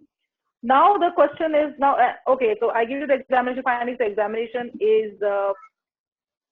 So now we are not talking about large labia. We are talking about a normal labia, and this is basically a counseling. I don't want to discuss large labia here. This session is basically counseling her that she is normal and that surgery will cause her more harm than good. So because her concern is that she is thinking that it is abnormal, and because her day-to-day life is being affected. So this also you should ask her that how is it affecting her day-to-day life. So that way she says that she doesn't, she's not going out, she's not talking to her friends, she cannot tell this to anybody else, she's not thinking about any relationship because she feels that she's abnormal. Now she says, and she says 2 times in the session, that I have seen images on the internet and I feel that they are abnormal and my labia is abnormal. So you have to respond to that concern.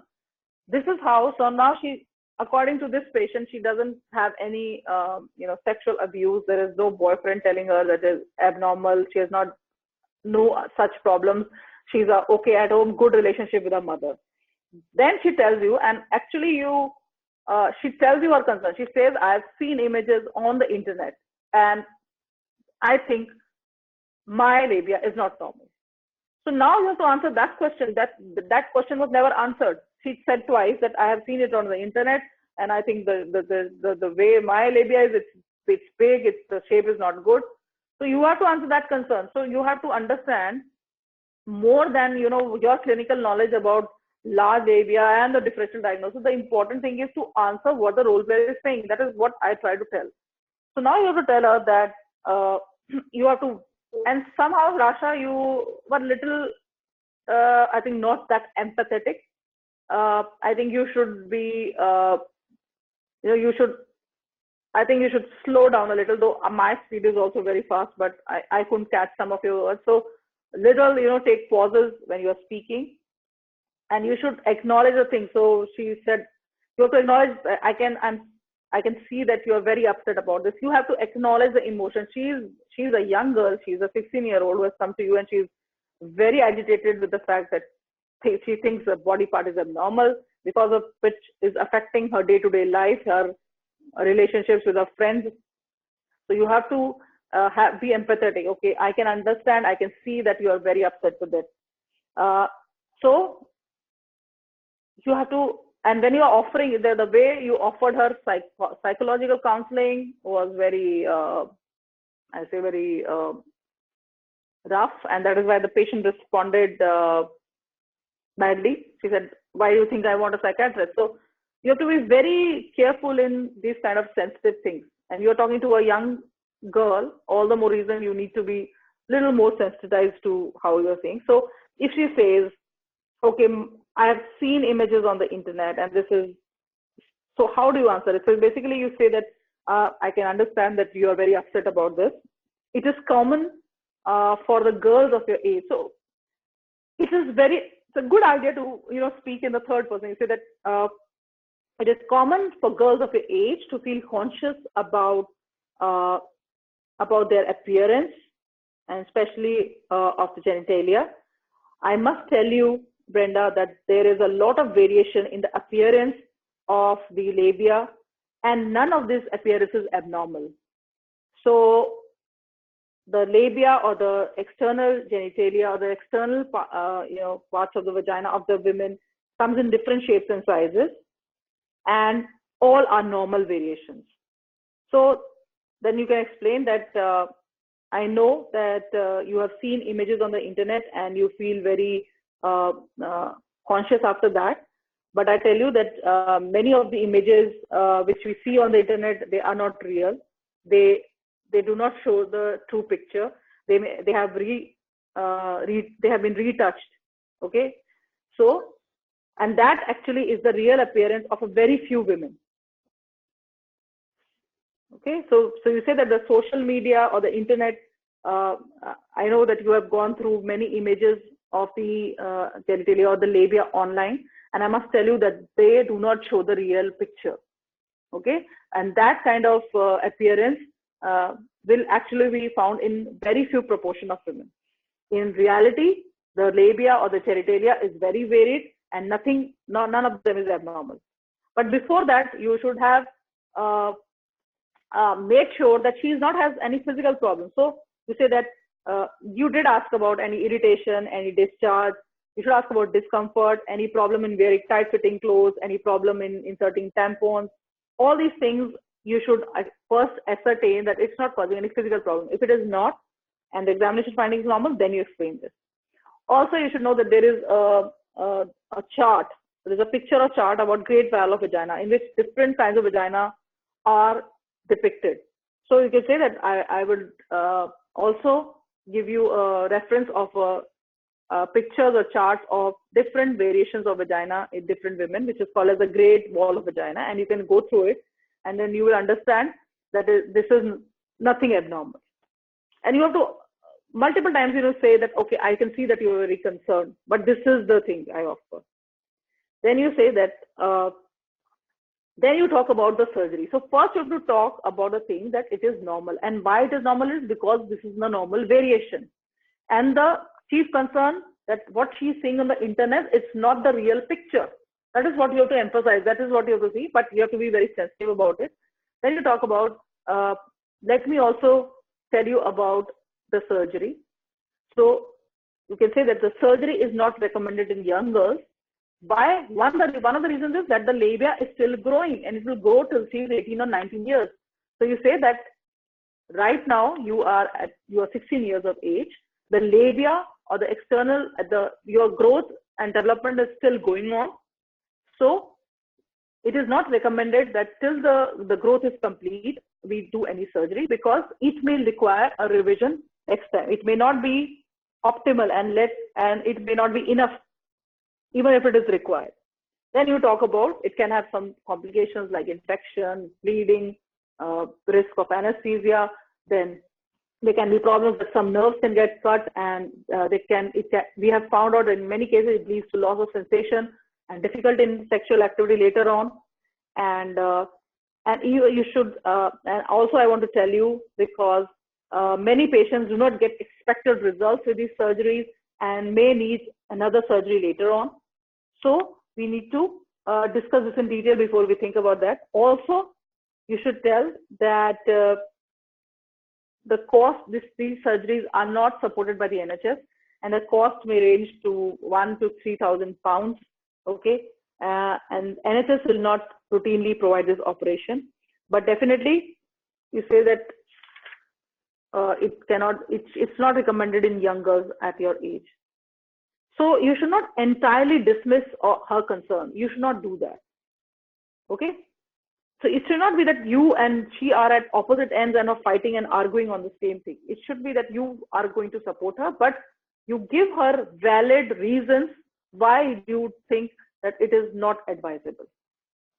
Okay. So basically, what you want to tell her is that one is her main concern is why. First is history of presenting illness, rule out any physical abnormality. Anything basically any physical problem she's having due to the large labia, that is one. Second thing is, what is her chief cause? Why did she get this idea? You have to assume that social media and internet is not the real information, and you give her alternate source of information. Third thing, you tell her that the body is still in transition, not a good idea to go for any surgery at this time, because there is risk of complication, there's a risk of unsatisfactory results, and later on getting problems, long-term consequences of lack of sensation. And then fourth thing, not supported costs. Okay. You also say that, and definitely if she was not agreeing, it's a good thing to offer, a meeting with the consultant to discuss this further. In the meantime, you give her information so that she can read about it. And you can also offer her to, once, because she has already talked to her mother, you said you can bring your mother along and we can further discuss with her. So you have to hear her out. You have to answer her concern. You cannot be entirely dismissive. Oh no, everything is normal. You don't need it. There will be complications. You have to understand that she's concerned. So that I understand your concern, and this is normal for young girls to feel like that. Many girls feel like that. But the thing is that not the picture. Now they're talking about the psychological counseling. So you have to be very sensitive about it. You cannot just, every patient you say you should go to a psychiatrist, they will not like it. And don't talk about psychiatrist, you talk about a psychologist, a counselor. So you see that you can say, now how do you offer it? So I can see that you're quite upset by the fact, and it's affecting your day life, and you say that you think about it. Sometimes it's a good idea for you to talk these concerns with a person such as a counselor who will be able to help you deal with it in a better manner. So if you agree, I can take a meeting with you. To offer it, you don't tell you to meet a counselor, you should go to a counselor to do that. You offer that it may be a good idea since it is affecting thinking and it is affecting day-to-day life. I will advise that you meet a counselor and meet the counselor with you to deal with the emotions that you have in a better manner. Would you like for me to fix an appointment with a counselor? and then she says, and then you fix it. So there's a way of saying things which makes a difference. You may be saying the same thing, but in a different manner. The patient will accept it. If you're telling it as a matter of fact, oh, this is the treatment for you, the patient might never accept it, because this is kind of a negotiation with the patient. So you can, negotiate with her that it's a good idea. So I will fix the meeting with the consultant. You can bring your mother along. It will be a good idea to wait till the development is complete and then take a decision on it at a later point of time. So basically you have to, discuss with her for a counseling, offer her, waiting till the development is complete, and then see, and telling her that what image she's getting in her mind, it may not be the correct image, and give her an alternative picture of that. How to differentiate from FGM? FGM will have a history of mutilation. She doesn't have a history of mutilation. So you can just ask her, have any procedure done down below, or any cut down below? That will distinguish. That's the way you ask for female genital mutilation.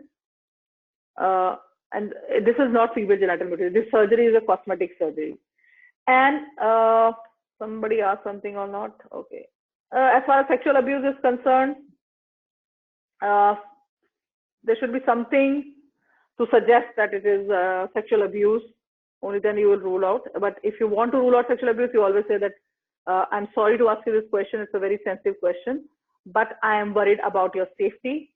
I am concerned about your safety. So at any point of time, were you forced to have intercourse without your will, against your will? So that is how you ask about sexual abuse. So that is also relevant in cases like a young adult coming to you for emergency contraception, or a young adult coming to you for starting contraception, or a young adult coming to you for termination of pregnancy. All these cases, you may need to ask, and you should ask and rule out sexual abuse, because it's a safeguarding issue. So you say that I'm sorry to ask you, it's a very sensitive question, but I'm concerned about your safety. So you say that at any point of time were you forced to have intercourse or sex without your will? She's not convinced. So this is the convince that you are trying to convince her. You say that I will examine you again, but mostly it is normal. Or you may have been given the examination findings in the. You say that I will examine you again, and you reiterate the fact that the examination is normal. So if you may be giving the examination findings of the exam. You have to convince her. The candidate was not able to convince me, because you have to be sensitive in speaking. You have to agree to her that she has some problem. Whatever the problem may be psychological, but you have to agree that yes, she is concerned, and you agree that yes, you agree and acknowledge her concern. You cannot just rub off her concern. No, you are abnormal. You are just thinking abnormally. You have to say that yes, I understand that you are concerned about it, and I am going to support you on this. I'm going to give you information so that you understand that it's something which is normal, but still you need to give her something, psychological support, telling her that these are the things which you're thinking, which actually are not real. The internet images are not real. She will require further discussion. She's having psychological problems. She has further discussion with her mother, come to the consultant, with the psychologist. And you say? What if her age was 20 years old? With the same scenario, but her age was 20 years. Again, you will counsel the same thing. You will counsel the same things. If she's still, you will offer her a meeting with the consultant, because this is not something which is recommended, because again, the same problems will be there.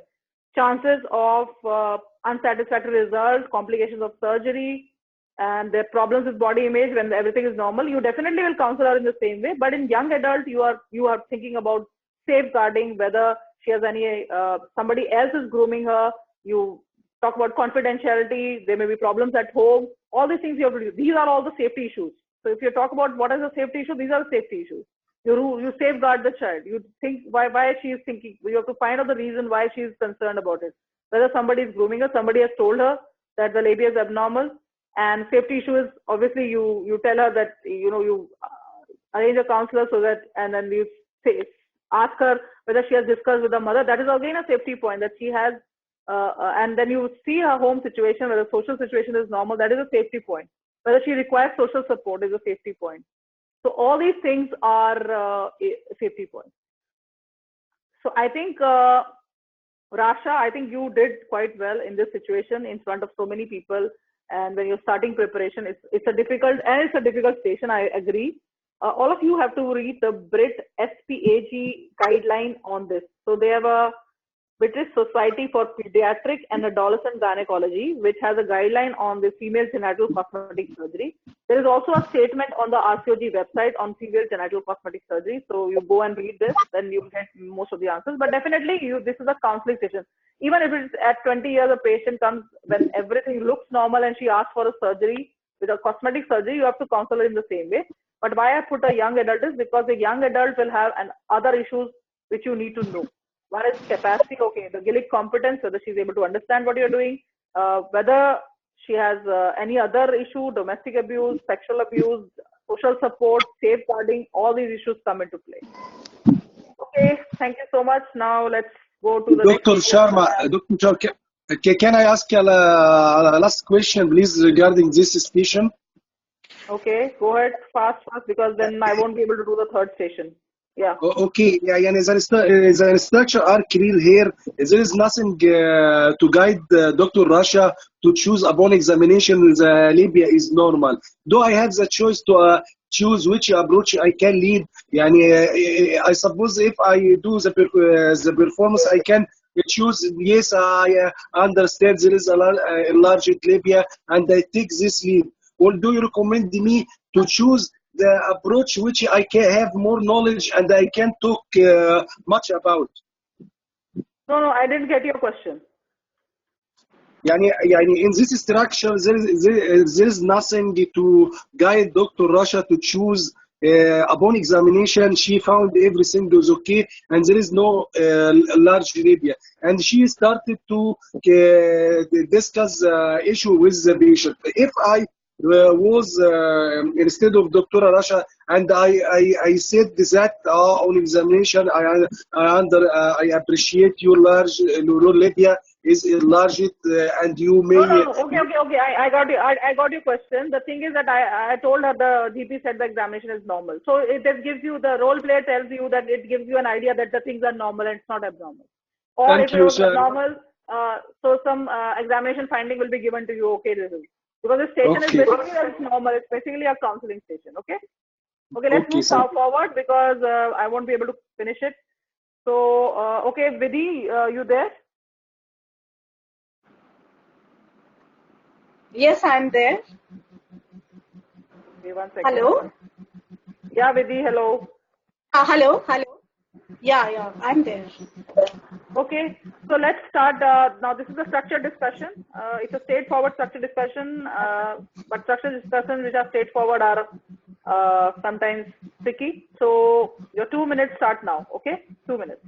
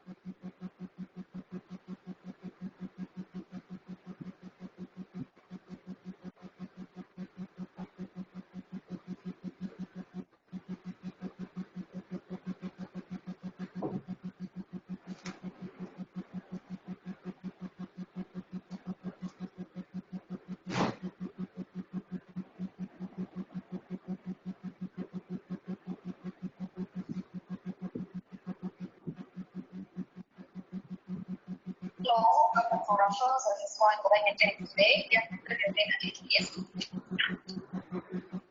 Doctor. I'm Brenda.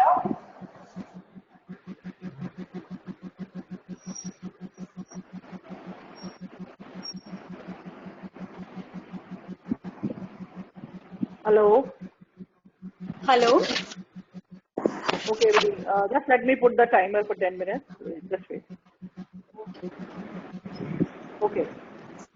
Hello, doctor. So, have you read the scenario? Dr. Divya, please mute your mic. Please mute your mic. Yeah, doctor. So, are you ready for the discussion? Yes, I'm here. I'm Dr. Vivi, and I'm ready for the discussion. So this is the patient who has just delivered, and the midwife has called me. So first of all, I'll call for help, and I will ask the. Wait. Let me ask the question. What would be your immediate action? Okay. My immediate actions will be call for help, and I'll ask the reception person to summon the anesthetist registrar, inform the hematology portals, and also inform the consultant obstetrician and the consultant anesthetist. I will immediately assess for the airway, breathing, and circulation, and I will put 2 large bore IV cannula. Immediately, I will ask the sister to take the temperature, pulse rate, and the monitors will be attached, SpO2 monitor, and I'll do a quick assessment of the chest CVS and the per abdominal examination, and I would ascertain for the cause of the bleeding. I'll do a per vaginal examination to look for the status of the uterus. Meanwhile, the normal saline, IV fluids of at least 1 liter of normal saline will be pushed. Along with that, 40 international units of synchrocillin will be started. So depending upon my clinical findings, I have to assess, and also meanwhile I have to inform the OT nurse to keep the OT ready, so that in case if the initial measures does not improve the patient condition, I may have to explore in the anesthesia. So now the next step will depend upon the findings. So if the uterus is not contracting, so I would like to give the oxytocin, and or if I feel that there is an abnormal uterine contour, if there is a suspicion of rupture, then immediately the patient has to be dead up for the nephrotomy, and the initial measures will be to give a 40 international units synchrocillin followed by methodology. Though I will ask whether the patient was hypertensive, and in case if she's hypertensive, avoid that. And if with methodology, if it is the cause is hypertensive, if the methodology it doesn't respond to methodology, I'll go. My next step will be the prostaglandin, and meanwhile I'll also make my decision to assess the patient further in the OT. And if all these measures fail, then I would. If all these measures fail, then I would like to put a Bakri balloon in this patient, and if that also fails, then I have to go for a laparotomy and do a stepwise devascularization procedure, and the last result will be the hysterectomy. And however, if it is a uterine rupture, then I may have to cut up the patient for the OT, and the surgery will be accordingly. At the same time, immediate actions. After immediate actions, how would you manage hemorrhage? Okay, so hemorrhage, I think I already told that. Anyways, for the hemorrhage, then I have to take the quick history either from the notes or either from the notes whether the patient has any allergies, and 2 large bore IV cannula will be put, and depending upon the etiology. So if it is an atonic uterus, then the management will be as I have stated above, And if I feel that there is an abdominal contour, or I feel the cause is traumatic, then the patient has to be examined under anesthesia. After this, after examining under the anesthesia, the cause, if it is trauma, so I would like to go for a surgical repair in this patient, and may have to resort to the hysterectomy. And also at the same time, I draw the samples. The samples will be drawn for the full blood count, prothrombin time, urea and electrolytes, liver function test, and prothrombin time. And depending on the loss, as the loss is huge, so we can order for a cross match of 4 patch cells and 4 FFPs, which we can transfuse. And later on, as the blood reports come, then the further transfusions will be guided upon that. The maintenance levels should be that the hemogram should be more than 10 gram per deciliter. The PTINR should be less than 1.5, and the platelets should be at 80,000, and the fibrinogen level should be at 2 grams per deciliter. That should be the guiding point of how we are going to transfuse the blood and the blood products. Yeah. Okay, what would be the surge? I am stopping you because you are running. Your time will be finished. What would be the surgical methods if the medical methods fail? The surgical methods will be the stepwise revascularization, starting with the uterine artery, the uterine branch of the ovarian artery bilaterally, and the internal iliac artery ligation, and the methods, then subtotal hysterectomy. Okay. And then you have to debrief the patient, and you have to fill the exam form and have to. Okay. Dr. Samdaya, please mute your mic. This lady unfortunately did not respond to the medical and conservative surgical management and had to undergo cesarean hysterectomy. What are the clinical governance issues you need to address in this case? The clinical governance issues will be that the person who conducted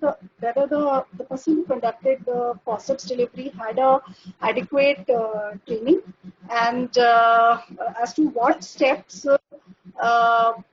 why the patient did not respond to the medical and the surgical management. Was there any delay in procuring the blood? Was there any delay in the decision whether the patient was attended immediately by the consultant obstetrician and consultant anesthetist? If there was a delay, that delay issues also have to be brought upon. And whether that's all I can think of. Okay. Okay, Vidhi. So, Vidhi, it's a very simple, straightforward case, but what was the problem you were facing? So, do you think it went well, or how was it? Actually, initially I thought that I have to speak all, because I didn't know the questions will be brought in. So I thought this is a scenario, now I had to speak all the possible scenarios. It was only when the questions were brought that what is the immediate management, what is the medical management. So I started the whole scenario, and I was a little unstructured. Because the problem with the just mute your mic for some time because there is a lot of echo coming. Then I will let you. Okay, so basically this is very straightforward. If you know the guideline of PPH, you can answer all these questions.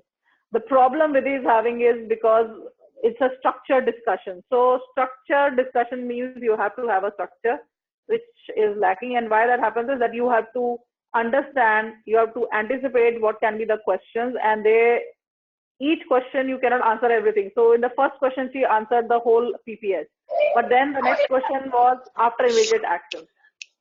Please everybody mute your mics. It's very disturbing for me. Everybody's mic is on and I am just doing and muting everybody.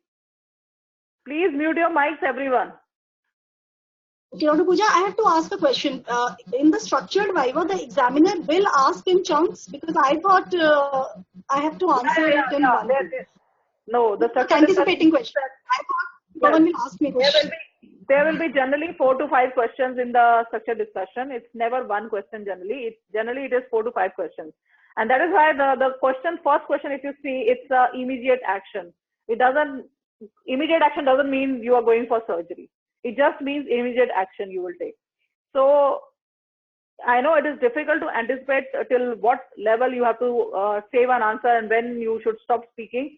But most of the times the examiner is not going to interrupt you. You keep speaking and then the question comes and then what happened now? You again have to speak the same thing. So be very careful. You expect there will be 4 to 5 questions. Normally they would let you go back to the question if you remember something, and they don't interrupt you also. And in the end, if you have time remaining, they just sit quietly, and both the examiner and the examinee are sitting quietly in front of each other.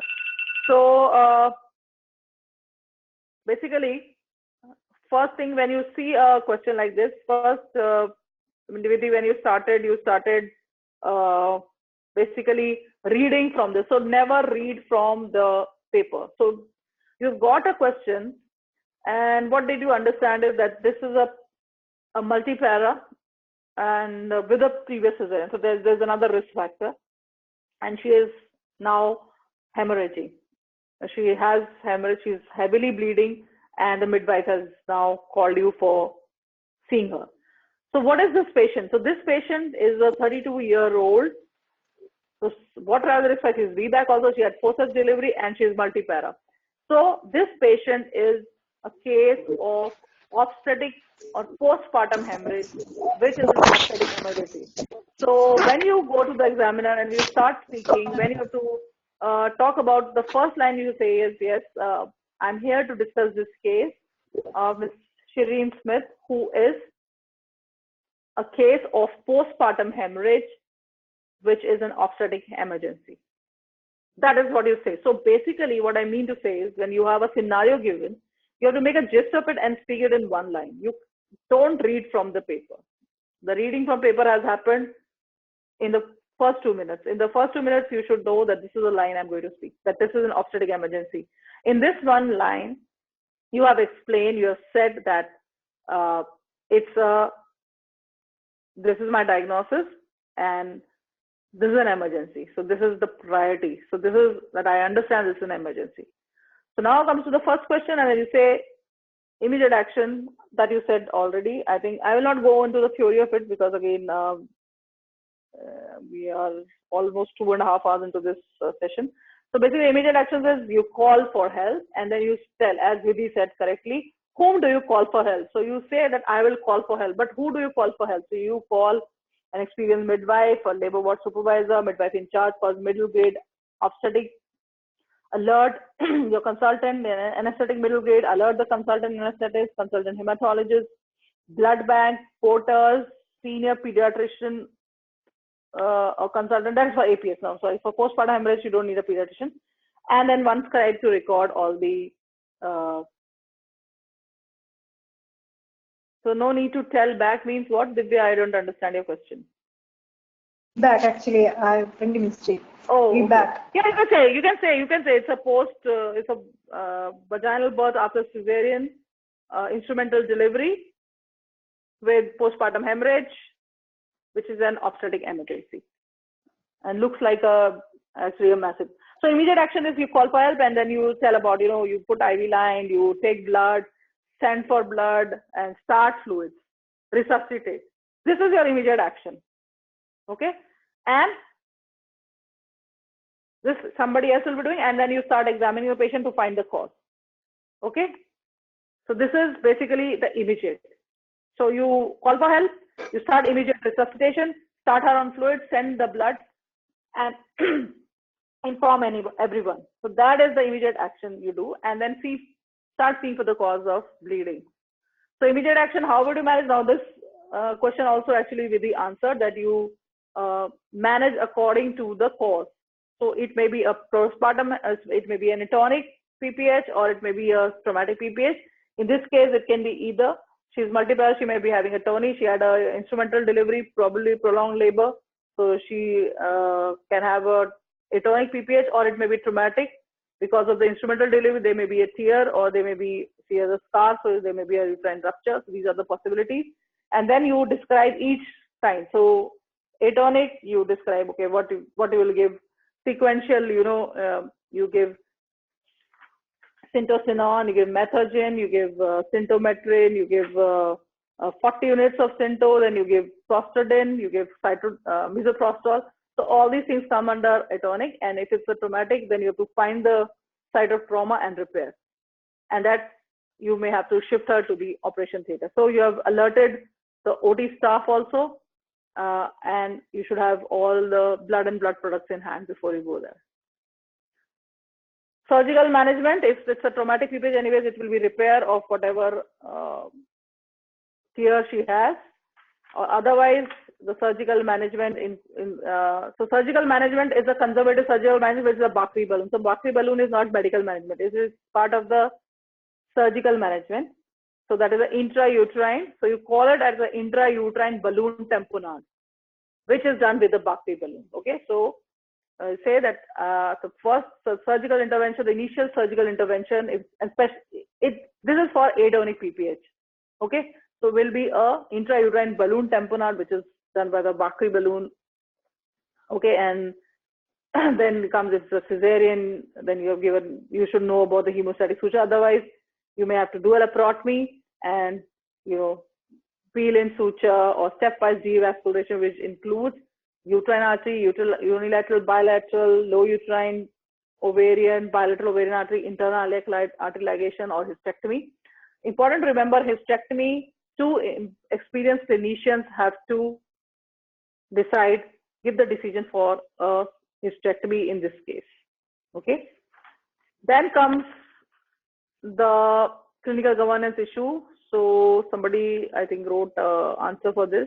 Divya wrote about documentation, incident reporting, debriefing, root cause analysis, risk management, skill and drills training, reflective study, handout chart, pursuing. Exactly. So all the risk management, patient has undergone a cesarean hysterectomy, so you document it, and it will be an incident report. One thing, cesarean hysterectomy is an incident report. Massive PPH is an incident report. Debriefing of the patient, of the relative, debriefing of the team which is involved, the labor ward team or the OT team, they also have to be debriefed what happened. Root cause analysis, so you have to investigate this incident. A risk management team has to be set up to investigate what was the problem, whether the response time was not okay, whether things were given at the right point of time, was the prophylactic management of third stage done at that time, whether risk factors were taken into consideration, what can be done. So reflections can be that, whether a senior person, when there is a high risk factor for PPH, in this case multipara with the previous section and instrumental delivery, whether already senior person should be there available instead of you calling for only midwife calling you for help at the time of delivery. Who took the delivery, whether senior person was available, whether precautions were taken for prevention of postpartum hemorrhage. In this case, adequate precautions were taken. All this will come under reflective study. This has to be discussed in a risk management meeting, and whatever the changes in the protocol has to be brought up, or what is the minutes of the meeting has to be disseminated to the full team. Maybe changes in policy making, skills and drills training, skills drilled, postpartum hemorrhage drills should be done for all the labor ward staff or the junior trainees, for the midwives, so that they can respond better to the situation. So, and debriefing of the patient and the relatives, and if duty of candor, explanation of the situation, and if required, help them with the complaints procedure. So this will be your answers. So always in the structured discussion, the applied clinical knowledge is not a problematic part. The problematic part is how you structure your answers and when to stop in answer. So if immediate action is given, just tell about the immediate action and stop, so that the examiner goes to the next question, which will be the further action mostly. So straightforward cases like, postpartum collapse also came as a structured discussion. It was immediate, exactly from the guideline. There was nothing else in that, but yes, how you say, how you speak the answer is more important. Duty of candor, it means if there is a problem, if you find that there was some deficiency in care, then I mean the duty of candor comes in the risk management. Not if you could not help anything and everything was given at particular point. So I mean to say, if you will always investigate this incident, and if you find that at any point of time there is a lack of care, then you have to explain. You have to be honest with it.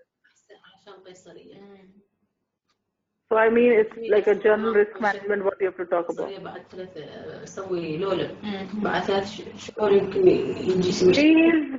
mute your mic. I don't know why.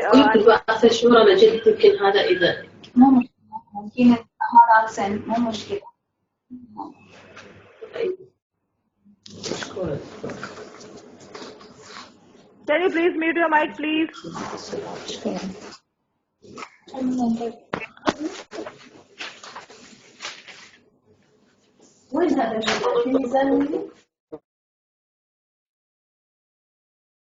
Okay, so I don't have time for another session now because it's like we are. So I will do it in the next introductory session. So just this is okay. This was about the course. Normally we give the modules, beforehand. We give the topics which will come in the stations, so that you are very well prepared before you present the station, so that we don't waste time in the clinical knowledge, but we spend more time in the feedback. How you're speaking, what things to be added, and giving feedback according to the domains. So much positive tips for the exam. Most importantly, be positive for the exam. Exam appears very difficult, but it's actually simple. You need strategic preparation. Try to understand what the exam is about. Listen to the role play always. This is most important. Be calm and confident when you are presenting. Think that there's a patient in your clinic. So how you would deal with a patient in the clinic is how you should deal in the exam. Be empathetic and caring. So focus on what matters. So focus. So there's a lot of information. There's a lot of templates and lots of social media, a lot of hundreds of Telegram groups, WhatsApp groups, Facebook groups, and so much of information on that. But that is not required in the exam. So only the important focused study is what will get you through, rather than spending so much time on so many things which may not be of use and you get confused. So be very specific about what you are doing. Pay attention to the details. The accuracy information, listen more and talk less, use the role play to your advantage, and stay confident, patient, and calm during this thing. I'm sorry I would not be able to do the third case because it's very late. It's like around now 12:40 a.m. here, and I have to go to work tomorrow. So anyways, I keep only 2 stations. I just kept it so if we finish in time. So this is just to say that your words, what you are speaking in the exam is important. So it's only words, and words are all I have to take your heart away. So this is the exam, and I think that's it. And thank you so much for attending this session in such large numbers. Thank you for participating. I hope some of your questions may have been answered in this session. There's a lot of things to know about this exam, but I think if you make the prepare rightly and keep practicing, definitely. Thank you so much.